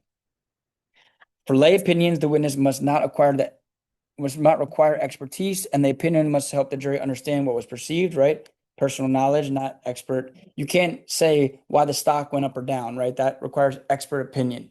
You can't say like maybe whether, just things that require expert opinion, you can't say. So for experts, Florida allows them to rely on personal observations, trial facts, or data reasonably relied in the field. Remember, Florida follows the Daubert standard, where the judge is the gatekeeper, and we're going to look for, are they accepted in the field? Do they have publications? Do they have experience, expertise, technical knowledge, things like that? And then impeachment. Florida only allows impeachment with actual convictions, not arrests or charges, and limits use to felonies or crimes involving dishonesty. They definitely will test that. They test evidence. It's got to be a conviction, and it's got to be of a felony or a crime involving dishonesty, not an arrest, and not a crime that was a misdemeanor that didn't involve dishonesty. And then hearsay. Florida follows the basic federal hearsay structure, but with important state-specific rules. There's no catch-all exception. Excited utterance, present sense impressions, and statements for medical treatment are recognized, but Florida adds a trustworthy requirement. Florida does not recognize learned treatise as substantive evidence, only for impeachment, right? We can't bring in a learned treatise in Florida. We can only use it to impeach an expert witness. Admissions by a party are admissible, but not against a co-party unless vicarious liability applies. Statements by co-conspirators are admissible if made during and in furtherance of conspiracy, but only after the state establishes a conspiracy through independent evidence. And recorded recollections can be read into evidence, but not offered as exhibits unless introduced by the opposing party. Remember, Florida doesn't have exemptions to hearsay. It has non-hearsay and it has exceptions.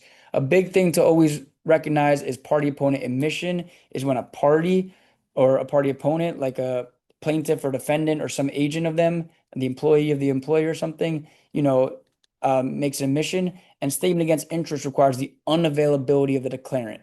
So that's the key distinction between statements against interest and dying declarations in Florida can come in for civil and criminal cases. No requirement that it has to be a homicide case. So just some thoughts about hearsay.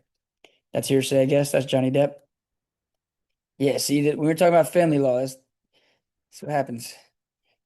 You end up testifying against your wife. Privileges and judicial notice. So there's no physician-patient privilege in Florida. Only psychotherapist-patient communication are protected. Clergy pendant privilege applies even to the person reasonably believes they're talking to clergy. Spousal privilege exists for confidential marital communications, but not testimonial.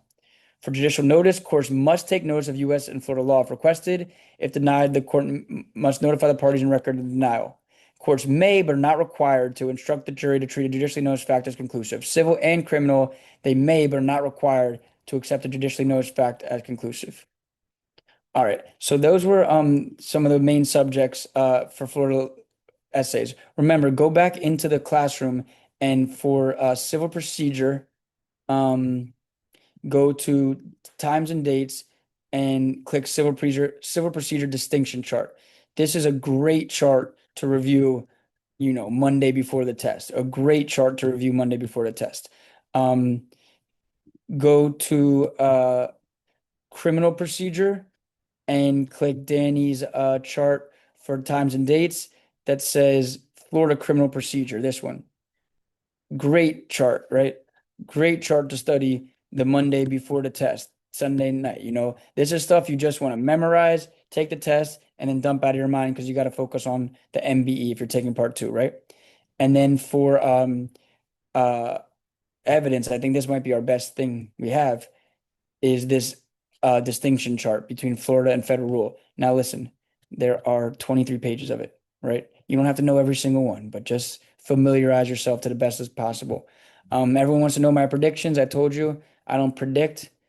I just get paid. I'm here to do my job, and my job is to teach, not to like make random predictions that, I'm sorry, whatever you believe in, no one knows, you know what I mean? Unless they have insider information, and then you're looking at 10b5, right? Just kidding, you're not, but like, you know what I mean? If you don't have insider information, there's no way to predict. You can use mathematics. You can all go on AI and say, "Dear Claude, what do you think it's going to be?" I'm not in the prediction game, but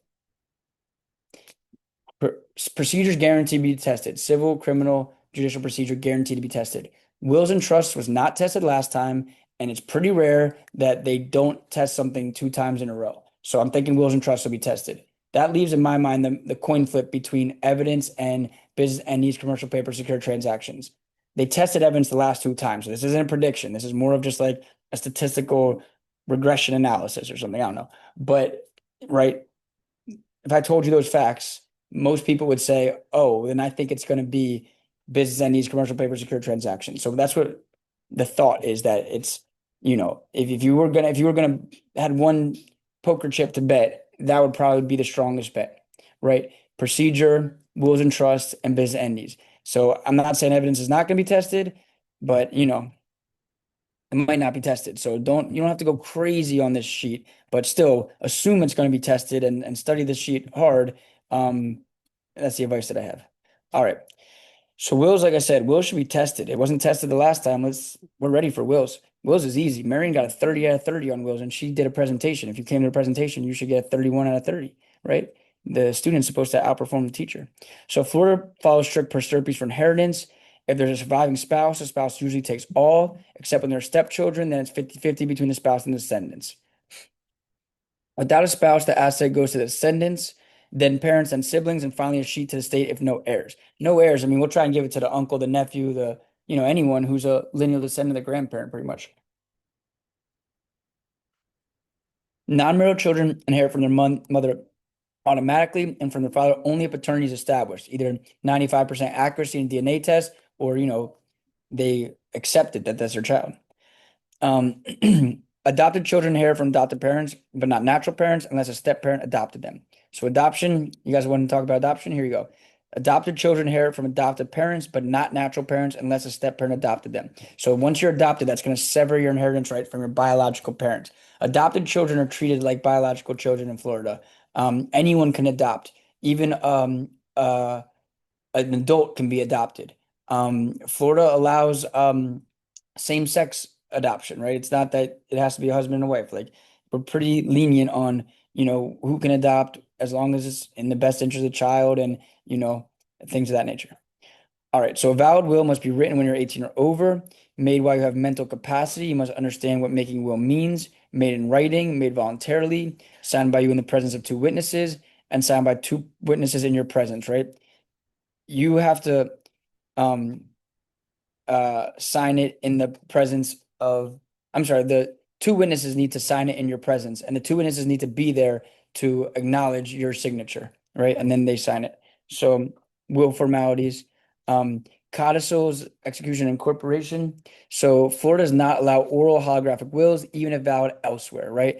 Even if you did a holographic will in Kentucky and they allow holographic wills, you can't bring that into Florida unless it was made under Florida will formalities where it was, signed and there are two attesting witnesses. A codicil must follow all formalities and publishes the original will. One can incorporate other documents to the will if they exist at execution or described in the will and they show an intent to incorporate.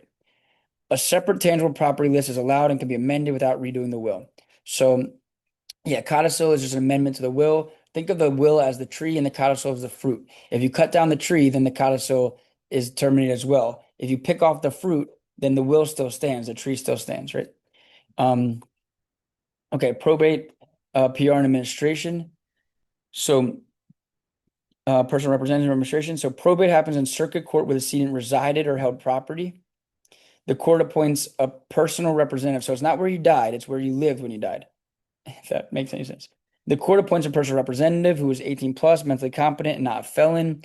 Personal representative must file inventory within 60 days, provide notice to creditors, and preserve the estate. The personal representative has broad powers but needs court approval to sell real property or run a business for more than 4 months. Florida allows summary administration if the estate is under 75K or death was over 2 years ago. Will contest, a will I is think that valid. changed to 150, right? The summary administration. I didn't know that. Is that true? Maybe I may be wrong. I'm pretty sure it is. I read it in the questionnaire. I think they made the update. Summary is 75. Sorry, where is it, Eric? I didn't follow. It's at 75 cutoff for summary administration. I me always see. thought it was 75. I never Yeah, have heard 150. 75. It's still 75? Yeah. Okay. Remember, the questionnaire was made by Katya, who's a human too, so there could be discrepancies. But can someone just look that up right now? Like, what is summary administration in Florida? All right. A will is valid only the tester at capacity, must be 18 plus, understands the act, nature of assets, heirs, and intended dispositions. Grounds for contest include undue influence, fraud, mistake, lack of formalities. Fair enough. Revocation, a will can be revoked by writing, physical act, or operation of the law. So if it's by physical act, it can't be a line item. It can't be a partial revocation. It has to be a complete revocation with intention and physical act.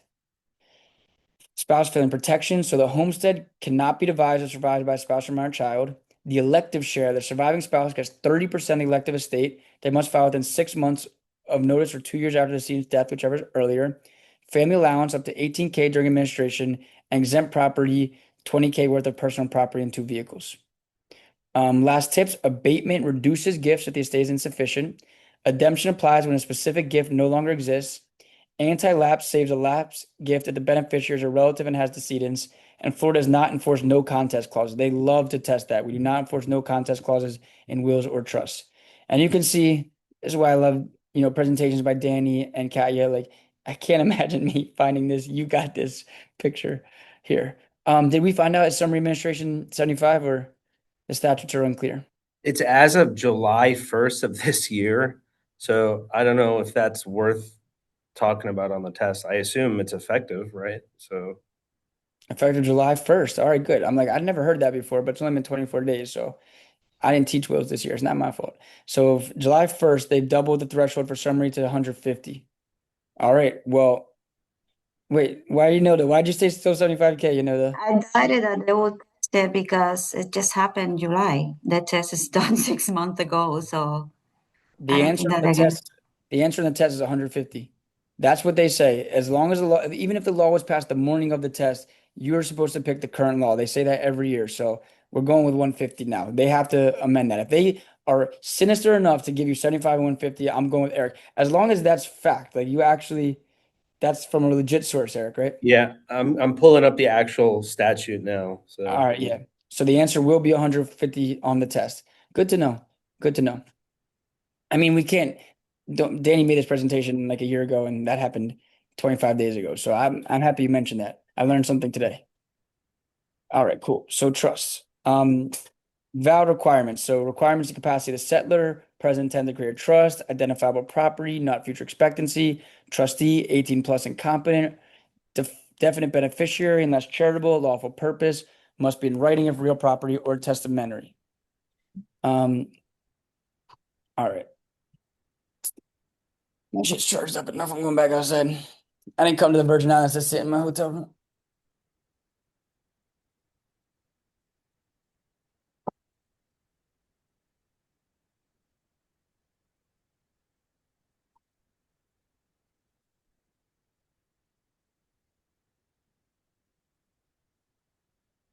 All right. So trusts. That's better. That's way better. Okay. So types of trust: revocable, the settler can modify or revoke. Irrevocable, you need the beneficiary's consent to modify. Spendthrift blocks creditors except child support, taxes, alimony as well. Discretionary, trustee decides how, when to distribute. Charitable needs a public purpose, but site pres applies, meaning if there's a new charity, we'll, pick them instead. A token trust is a payable on death account.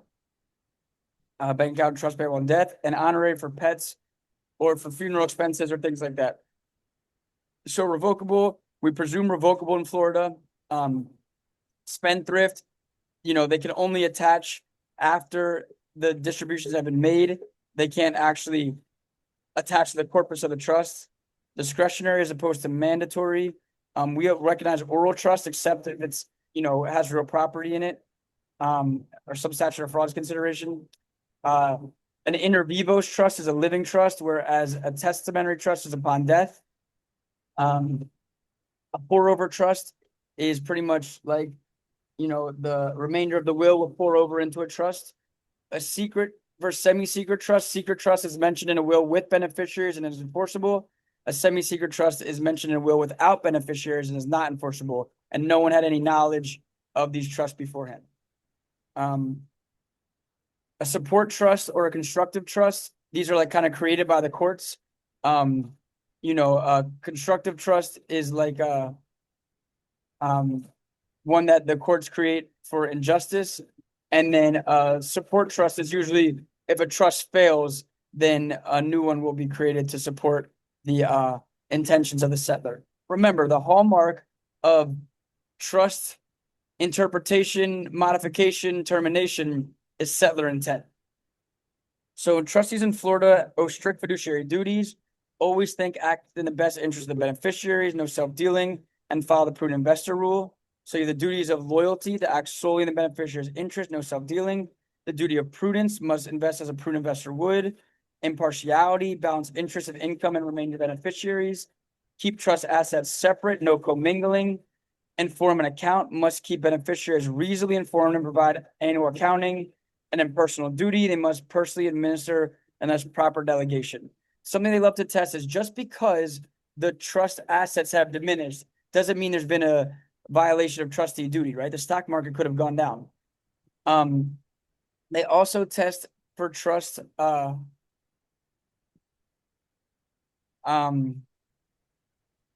That a trust will not fail because of want of a trustee. Just because there's no trustee, it's fine. We'll just appoint one, right? You can't just be the sole settler, trustee, and beneficiary. That wouldn't be a valid trust if you were playing all three roles.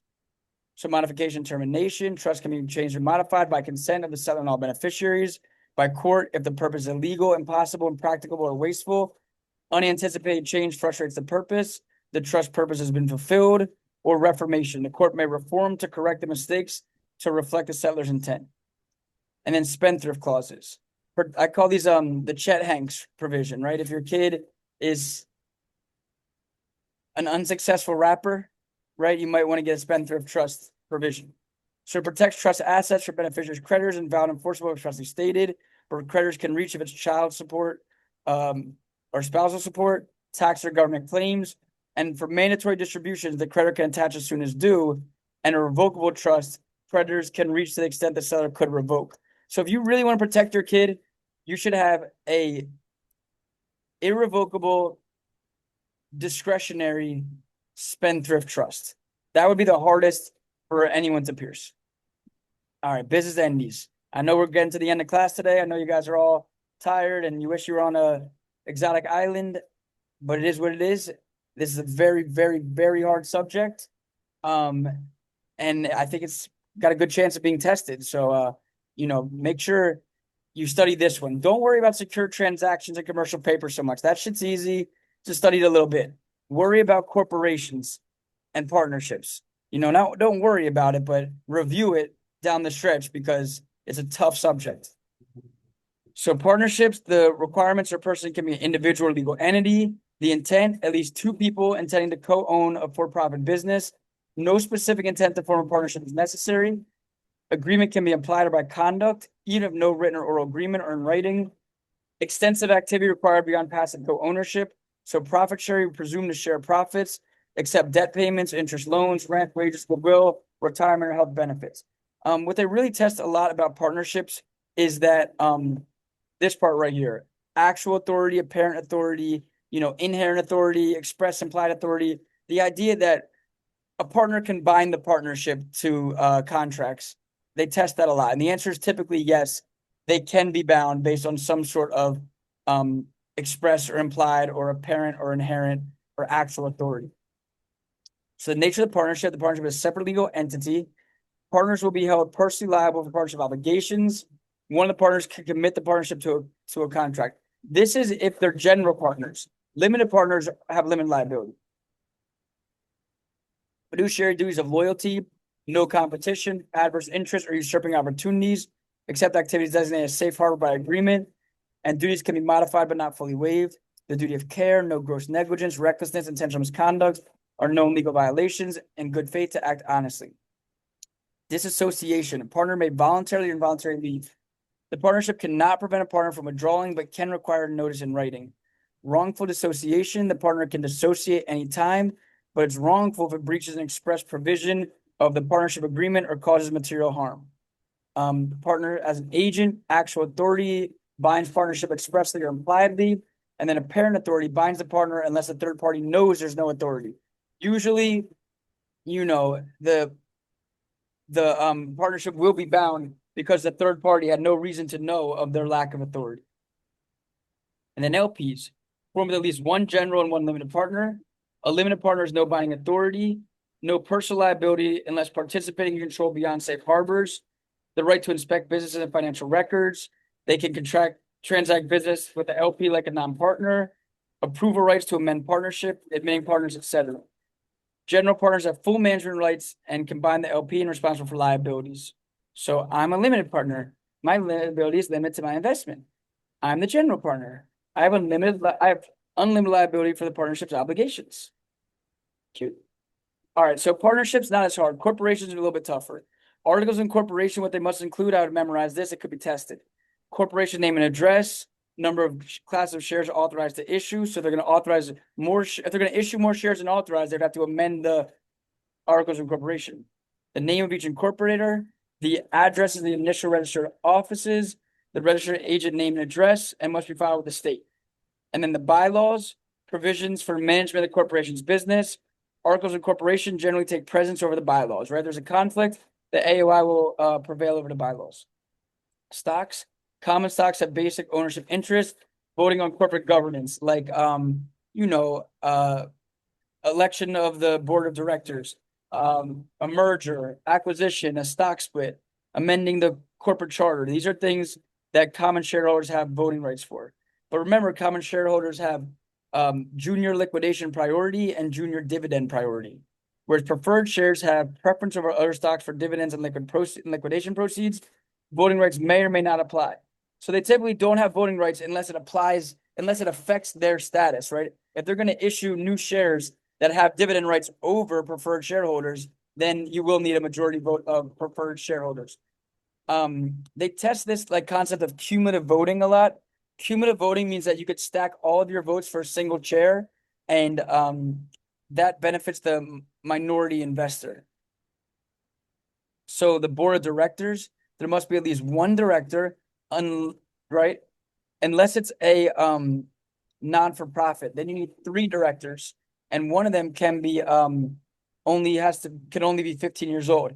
And according to Yanilda, she's 100% confident that that question is going to be tested. And then Yanilda, we're going to talk about it because if it's not tested, I'm not really going to teach it that intently. If it is tested, Okay. it'll be every year. All right. So there must be at least one director. Y'all too. Let me know if that question about the charity, the non-for-profit board of directors is tested. I want to see if you notice the real goat. So directors must be natural persons, and directors are elected at the annual shareholder meeting. Terms and removal, usually 1 year, but can be longer if terms are staggered. Removal by shareholders with or without cause. I feel like this is tested a lot, that they could be removed with or without cause, and that they could set their own salaries, right? Directors may resign anytime with written notice to the board of directors or its chair. Vacancy can be filled by shareholders or directors. Remember, the directors serve at the pleasure of the shareholders. The officers serve at the pleasure of the directors. So mergers, each corporation needs board of directors plus shareholder approval by majority of shares. This was a question I got wrong, and I literally just, no excuses. I got this wrong doing the workshop for y'all, this admin. I forgot that a merger is not just shareholder approval, but also majority of the board of directors. Let's clock that. So surviving corporation assumes liabilities of the merged corporation, and you need to file a certificate of merger with the Florida Department of State. LLCs are like S corps, right? They combine the pass-through tax advantage of a partnership and the limited liability of a corporation. So formation, signing, and delivering the articles of organization for LLC, articles of incorporation for a corporation. They must state the LLC name, the address of the principal office, the name, the address, and the written acceptance of the registered agent. Operating agreement can override statute unless for key governance.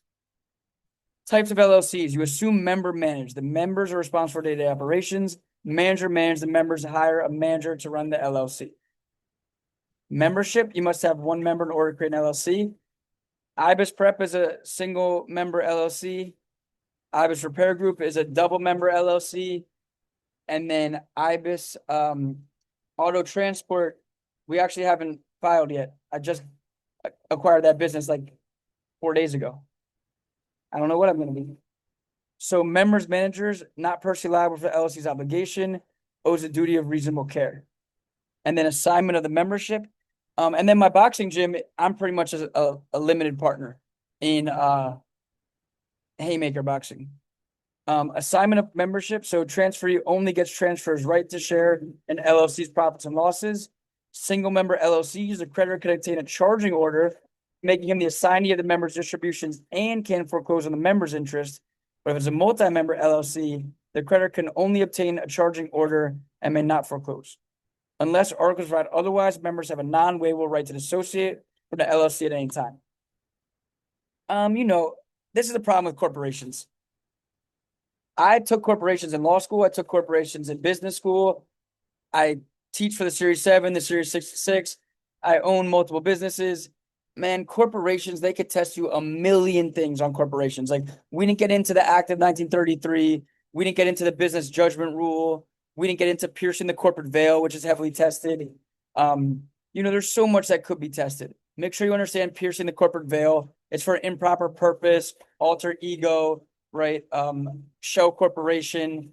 And then the business judgment rule, we'll protect directors for their business decisions, even if it doesn't turn out well for the company. Those type of things could be tested. Also, the tipper tippee, the 10b-5, right? Like, who could be held liable? Anyone who acts upon inside information or who gives inside information. I mean, they can test control shares. There's a lot of shit that can be tested. So I would go back. I like the Barbary questions. I think they're very difficult. I would read the explanations. I would do, corporations practice questions. It's a very tough subject. These last ones are easy as fuck. Don't trip over commercial paper and secure transactions. Please, Lord, do not trip over these subjects. You're going to get a handful of questions and they're going to be fucking toss-ups, right? But now, without a doubt, it's Saturday. Someone is going to call IBIS Prep in the next 2 days and demand to do a session with me. I'm going to charge them $600 an hour and I'm going to spend it on champagne. And they're going to ask me to do commercial paper and secure transactions. And for $600 an hour, I'm going to say yes. But I'm going to tell them straight up, this is stupid. This is a waste of your money. You shouldn't be doing this down the stretch. But everyone freaks out about commercial paper and secure transactions. People do dumb things all the time. Don't stress out about these subjects. Just understand the basics and then focus on procedure, business entities, torts, contracts, real property, ethics, family law, focus on the things that are likely to be tested heavily. So what's commercial paper? A signed, written, unconditional promise to pay a fixed sum of money with or without interest on demand at a definite time to order or bear with no additional undertakings, right? Memorize that one.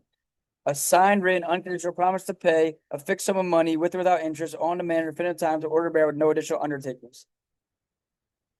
Negotiable instruments, an unconditional written promise, a note or order to pay a fixed amount of money. Some shit will make you feel old. What's made me feel old is knowing that I'm older than George Costanza was in Seinfeld, and knowing that I'm older than they were in Old School, like Will Ferrell and those people in Old School. I've reached unk status for sure. But whatever. I don't give a fuck. I can still ball. I still got a nice jump shot.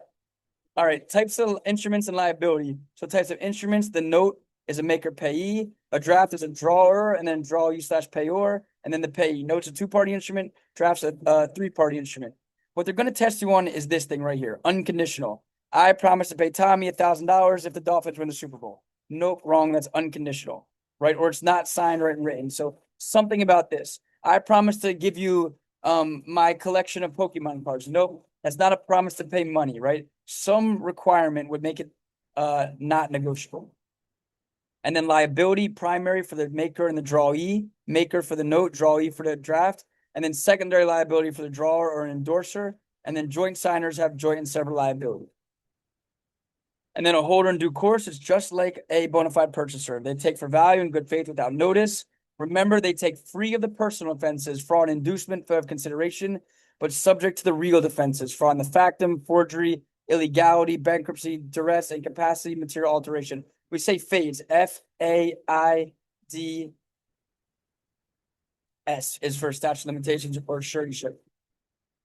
And then shelter rule. Transferee gets the rights of a transferor, even if not a holder, in due course themselves.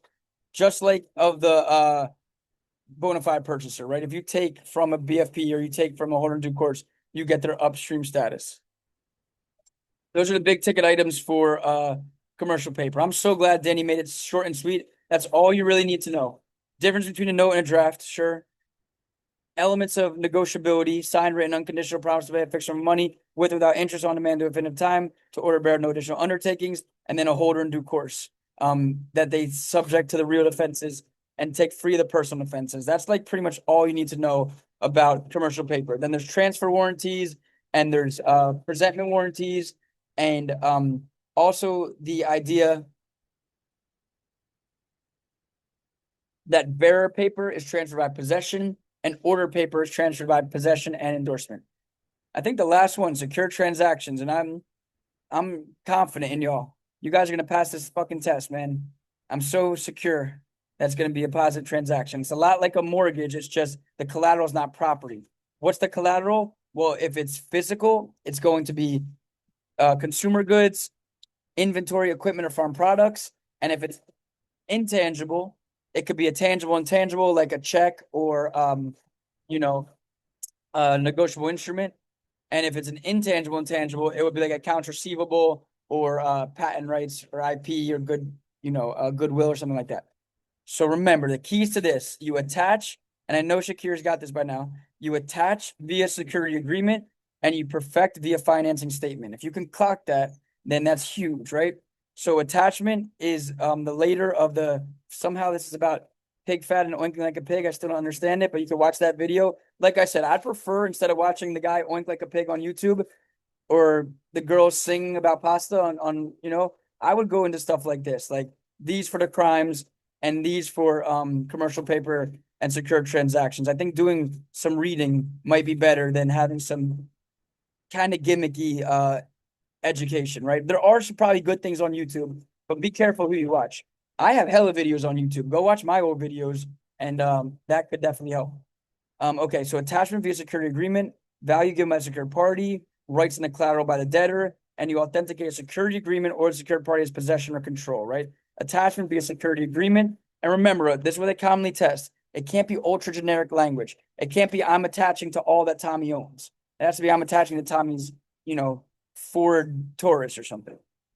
Perfection. Usually perfect the financing statement. The financing statement can be more generic. It could say all of Tommy's vehicles or something like that.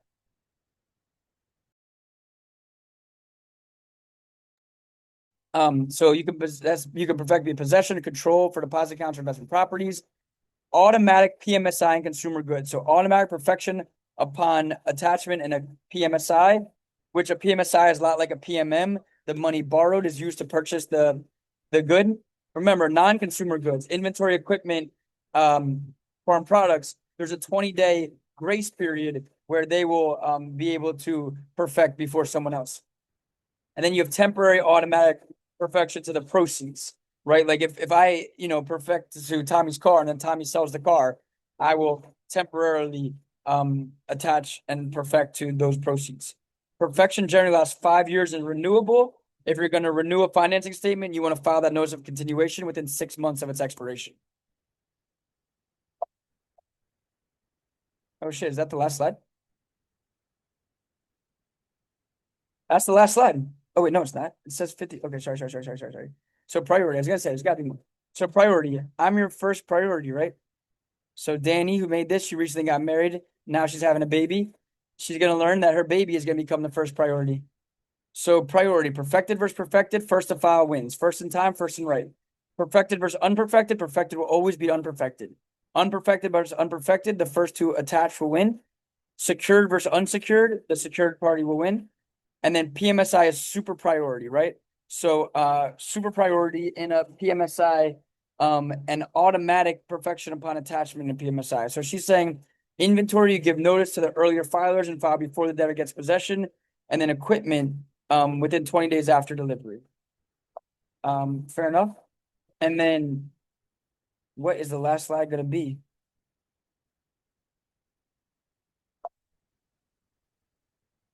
All right, default, right? When the debtor threatens to come to the office. Yeah, this is how they used the box backs in the day. Boy, I oughta. All right, so self-help repossession is allowed if no breach of peace. The sale must be commercially reasonable. It can be private or public, it just needs to be commercially reasonable. The debtor must get notice at least 10 days before the sale. Strict foreclosure, keep collateral if the debtor consents. You can just, hey, I'll just keep the car.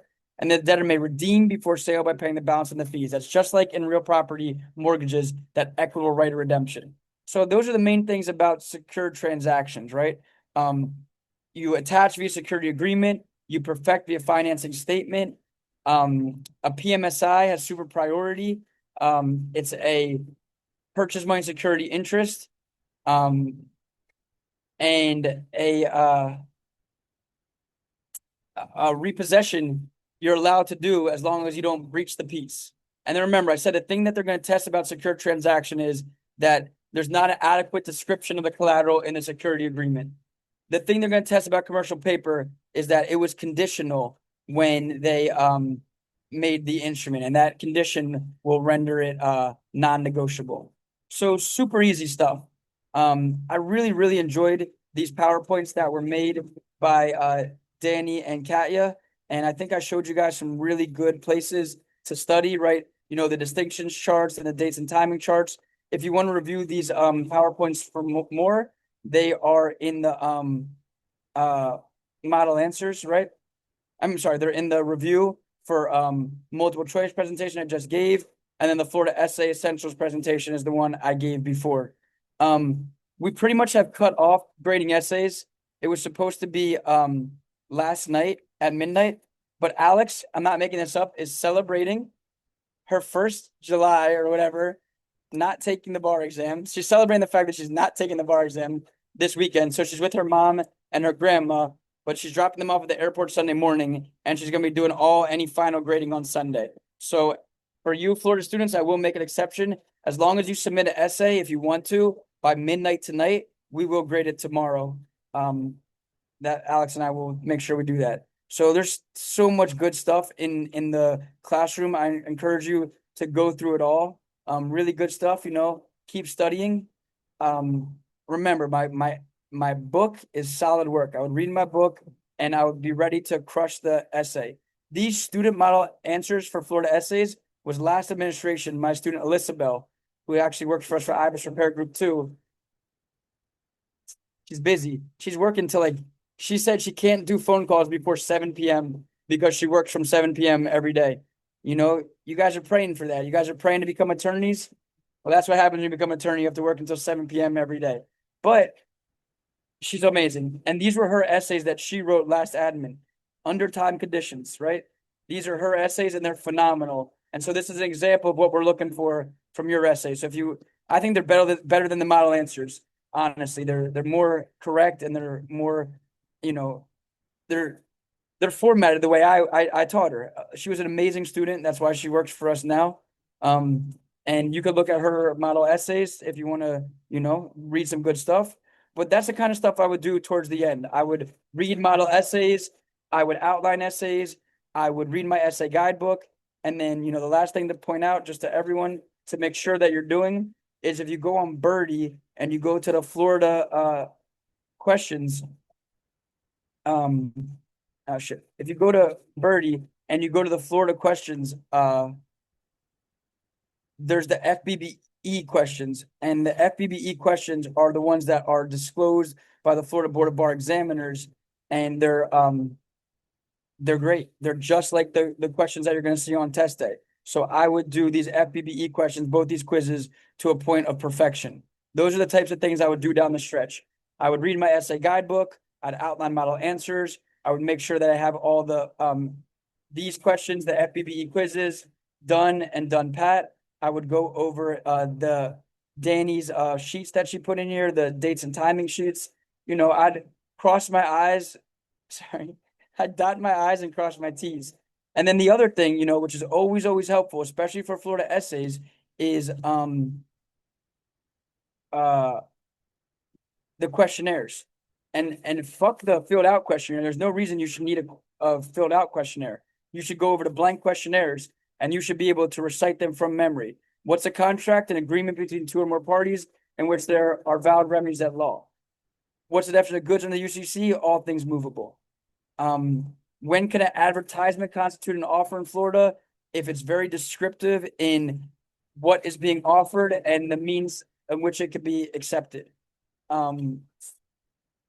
What's the difference between mutual mistake and unilateral mistake? Mutual mistake, both parties were mistaken. We can rescind the contract. We can reform the contract. There was no meeting of the minds. A unilateral mistake, the mistaken party will have to bear the burden of their mistake unless the non-mistaken party knew of the mistaken party's mistake and essentially took advantage of that, right? Legal remedies, expectation, consequential, incidental, restitution, reliance, liquidated damages. Remember, liquidated damages are when damages are contemplated in advance because they'd be too speculative in light of a breach. They have to be reasonable. They cannot operate as a penalty. And then equitable remedies, specific performance, reformation, rescission, injunctive relief, declaratory relief, quasi-contract, promissory estoppel, replevin, right? Parole evidence. We're not going to allow extraneous oral evidence to contradict a fully integrated contract. What are the exceptions? To show a condition in the contract, to clarify ambiguous terms, to add meaning to the contract, to show custom trader usage, right? These are exceptions to the parole evidence rule. Accord and satisfaction, it's a agreement to extinguish a debt by the payment of a lesser amount. And if it's disputed and unliquidated, then cashing in the check for the lower amount will constitute an accord and satisfaction. Accord is the agreement, satisfaction is the payment. And then finally, what's undue influence? Well, that's a defense when there's a special relationship between the parties, like a caretaker and an elderly person. The difference between undue influence and duress is a threat where they have no reasonable alternative. Undue influence is an abuse of a special position of power. So that's something you could definitely do is go over to questionnaires and just turn yourself into that robot. That robot on test day, you just spot the issue easily, you anticipate the issue, and then you write a brilliant rule and you do a nice argument, opposing argument, and you move forward. Touch a lot of issues, try to really tease out points from the rubric, try to point harvest. When in doubt, write it out. Issue spot quickly and then get to the writing. You don't get graded on how you read and how you spotted issues. You get graded on what you've written. And so make sure that your writing includes everything that could potentially get you points. Essays is that's where we make the money, right? Essays, you can talk about family law, best interest of child, and get a lot of money. Florida multiple choice, I'm telling you, is going to be tough. The questions are very difficult, and you got to lock in and make sure that you're picking the correct answer. They're not very long, like MBE questions. They're pretty short, but they are difficult, and you shouldn't expect to walk out of Florida multiple choice feeling great. I want you to walk out of the essays feeling like you wrote a lot. Check your word count. I like 2,000 word essays, 10,000 characters. Make sure you divide your time. Don't write one great essay and 2 shitty ones. I'd rather you write 3 good ones, right? Write 3 complete essays. Try to get your rubric points. Write about ethics. Make sure you get a lot of points on ethics, and just, submit something that's a fuck you to the grader. Fuck you if you think you're not going to pass me. I wrote about everything and more. And then Florida multiple choice, it's going to be tough, but just do your best. Don't let your confidence get shaken. There's going to be hard questions, but you guys are ready for this. You guys are absolutely ready for this. I'll give you guys one last view so you can remember. This lady's smiling at me. You can remember where you're gonna be in August, right? Got to manifest this for yourself. Damn, that bird just flew down and caught a fish. It's a good life. You guys are living a good life, and this is what the moment you've all been waiting for. You should be excited to take this test. You should think it's the last time you're ever gonna take it, and put your absolute best foot forward. I will say, so what? If you don't pass it, we don't fucking care. Come back in February and pass the next time. Your life will go on. Don't put so much pressure on yourself that you're treating this like life or death, that it's giving you so much anxiety, that this is the biggest moment of your life. It is not the biggest moment of your life. It is just a test. You guys are all super adequately prepared to pass. If you came to my class today, shit, we went over everything. There's nothing you don't know by now. And if there's things that you're worried about, you still have today, you still have tomorrow, and you even have some time on Monday to keep preparing. Like I said, my team will be in Tampa. They'll be bouncing around. You can see the IBIS prep hats. We have a table at American Social after the exam on Wednesday. Please introduce yourself and send my regards to my team. And I'm wishing you guys all the best of luck. It has been such an amazing pleasure to work with each and every one of you. Keep me updated. Pass, fail, anything that happens, I'm here for you. I care about you. I really want you guys all to pass, and I really believe in you. I'm expecting everyone in this room to pass because it's a very passable test, and you guys are all adequately prepared. So thank you all so much for hanging out with me this summer. I hope I don't see you in February, but no matter what, we're going to be there, and we're going to be ready to work. And, like my grandma said, be a good person. And like my grandfather said, as long as you're committed to working hard, everything will work out just fine. Thank you all so much. I'm going to go ahead and stop this recording.